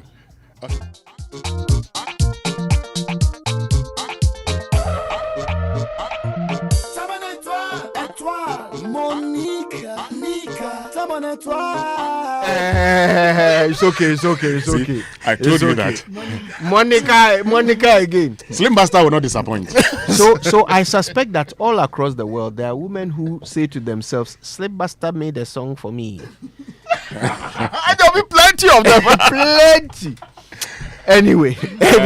Before we continue, you know that the AMA started, the Homowo cleanup exercise. That's at right. Gamashi. That's right. And the government is championing this. And, we all know that we need to have a clean environment. And in the past, we've complained. We've said that, look, we need to clean our environment. And so when the government is leading this, we have to commend him. And in commending him, we're actually sharing more information on it so that all of us would adhere to the directive. So it says the Greater Accra Regional Coordinating Council, in collaboration with the Ministry of Sanitation and Water Resources, the Ministry of Local Government, Decentralization and Rural Development, the Ministry of Interior, Local Government Authorities, and Zoom Lion Ghana Limited, under the auspices of the Ghana Traditional Council, will be embarking on a massive cleanup exercise dubbed Homowo Cleanup Campaign from Tuesday, 2nd July to Tuesday, 20th August 2024 from 6 a.m. to 12 noon. Now, the program, which is grouped into 6 zones covering the entire region, aims to unite community members under the leadership of NIME and NAME to enhance the cleanliness and beauty of our local environment while fostering a spirit of unity and responsibility. So, on Tuesday, that's today, from 6 a.m. to 12 noon, Sempe, Gbese, Abola, Asre, Dogo Beach. Tomorrow, Otublohum, Akumajang, Ingleshi, and June 4th Market. I'll leave it for today and tomorrow. And says, in respect of this directive, all residents, departments, agencies, corporate organizations, businesses, market leaders, transport unions, opinion leaders, teachers, and students within the areas mentioned above, which fall within the Accra Metropolitan Assembly's jurisdiction, are enjoined to come out with their cleaning tools to clean their respective communities, places of work, homes, and surroundings in compliance with AMA Sanitation, Cleaning, and Communal Labor Bylaws 2017, which will be strictly enforced by the environmental health officers, the people we call Saman. Consequently, with the exemption of pharmacies, chemical shops, and transport services, all business activities, including markets and shops, in the areas mentioned above should be closed, halted, on the specific days of the exercise.